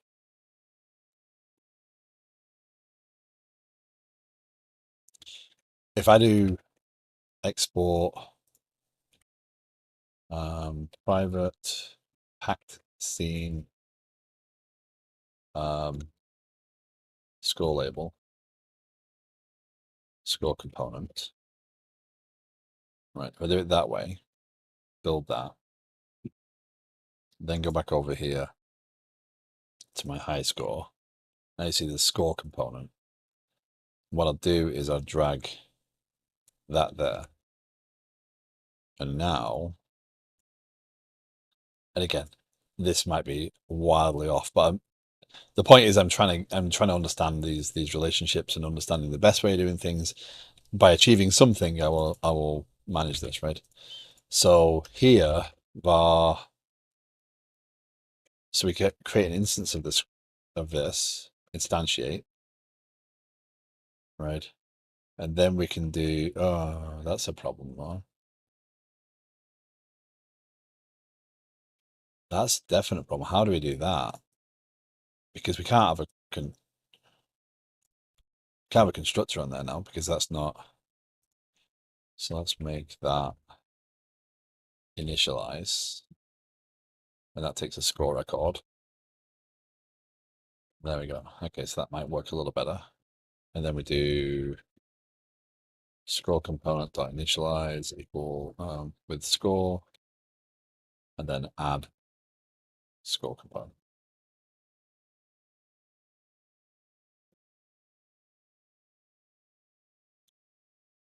You know what?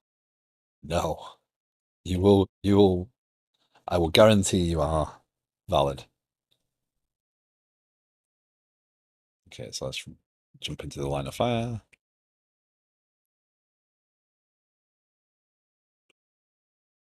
Well, It didn't go. It didn't crash.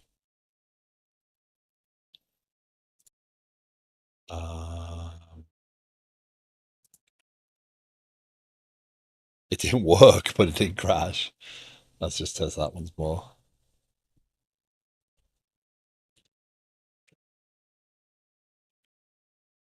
I'm expecting to see all the scores.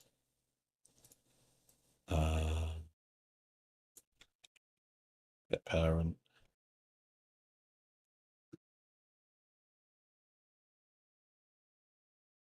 Again, I'm high score, which is a grid container. This doesn't matter because I'm not using any of the features, so it doesn't have to align as far as I understand.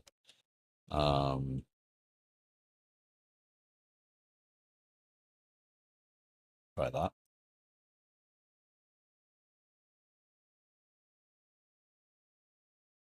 Jump to the line of fire. Hey, we have success.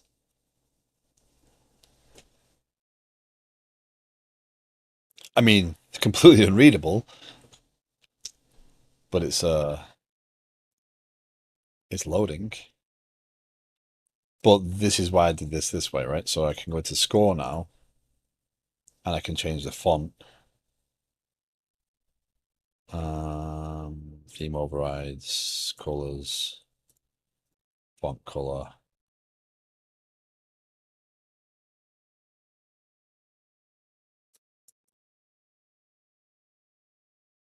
Theme overrides, colors, font color.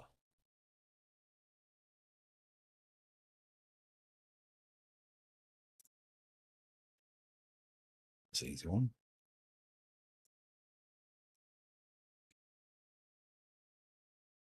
Let's just test that once more. I'll demonstrate the fun.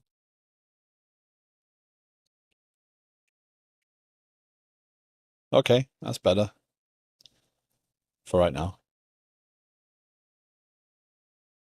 So next time what I'll work on is actually when I've finished, you need to type in your initials. And maybe we'll find a font that looks a little bit better. Maybe I'll find a pixel font or something and try and overhaul this a little bit. But we're getting there. It's not bad. So implement high score table.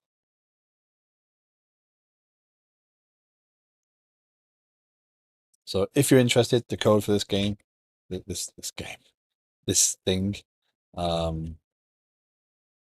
is available on the stream GitHub repository. If I haven't seen it before. Most of the things I do, if I do things on stream that are related to the stream, like demonstrating things or their little projects that people can work on, etc., I do put them under the stream group, which is TMD Friends. If it's personal, if it's libraries that I want to build as part of my portfolio specifically, then I put them under my personal one. But there's the link to this project. So yeah, what I'll work on next time is the whole entry of the name, get the fonts in place, and start to build up. There's one other interesting thing I wanted to show is if I enable Movie Maker so I can record the game, right? Watch the speed of this. It's just insane. I don't know that it says that's frame stable. So if that's the exported speed of this game, then I'm going to have a lot of fun once I start adding more enemies and stuff. I don't understand why that is so much faster. Also, we need to block the user from going out of the screen bounds. That's because right now I can just go over here and hide. Well, I can't hide. I'm still going to be hit, but there we go. So, also we probably want to put a delay or something to prevent me hitting space and then, yeah, and continuing on. There we go. That is that.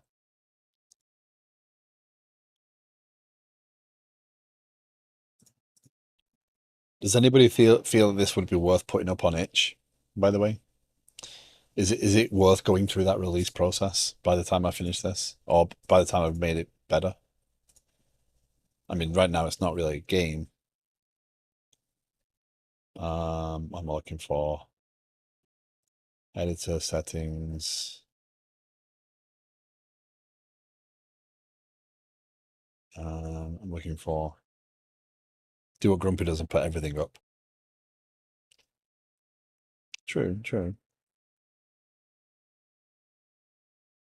He does put everything up there, doesn't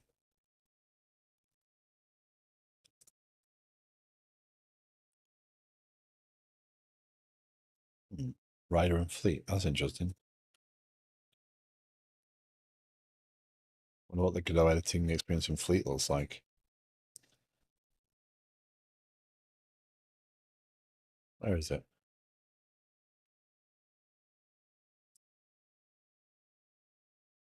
One thing having an itch page would allow me to do is to demonstrate it, at least. Share a video or something. So I don't know any quick way of sharing videos and stuff. Because when I go to streams like yesterday when we raided into Beegs, it was like, have you got anything to show? I'm like, not really. So anyway, that is that. Okay. So that is that. If anyone's interested, if you have any more questions, thoughts, opinions, etc., you're more than welcome to share them. There is a Discord available if you want to jump in there. I'm happy to talk software. Tomorrow I'll be back on Liquid Sky. I've started to put the components in for the changes. I'm going to go with my initial plan for changes because, again, hooking this into the interceptor of the database adds more risk than I'm willing to deal with, and means that I have to change a lot more and put a lot more effort in on the right side for no real reward. So I'm going to start putting the changes together as I intended originally, get those consumers working. I did make some changes to the Kafka library, so the Kafka library now supports me being able to specify a topic. So I have made a few big updates to that Kafka extensions library that I've built to allow it to be a little bit more flexible. And also, I no longer need to specify the event that I'm receiving here. I just have to specify the receiver and it'll figure out the event for me, because that's a simple thing based upon the reflection of this. So it will figure out that it's going to capture this particular event. But again, now I can say, okay, and actually I want this to come from test topic, right? And it'll take that name rather than infer it based upon the lookup list when I'm using console. So some solid changes to that, which means that I can at least cut down on the amount of repetition I'm doing. So again, back on this tomorrow. I'm trying to work on this. Probably a bit of a longer stream tomorrow because I don't have anything planned afterwards. And yeah, that is that. So thank you very much for joining me. We're going to raid over to Fullbots because Fullbots just got back from Comic-Con, Comic-Con Montreal, I believe, where he got to demonstrate his game and meet other game devs. So he's very excited about that, and I think it's a great place to go and see. So thank you all for joining me. Enjoy the rest of your day. One line. Thank you very much for hanging out, and hopefully I'll see you again tomorrow. So take care all, and again, no screens, because why would I work on that? Take care all. And I remembered to hit raid instead of shout out. So I'm getting better at the streaming thing. Bye.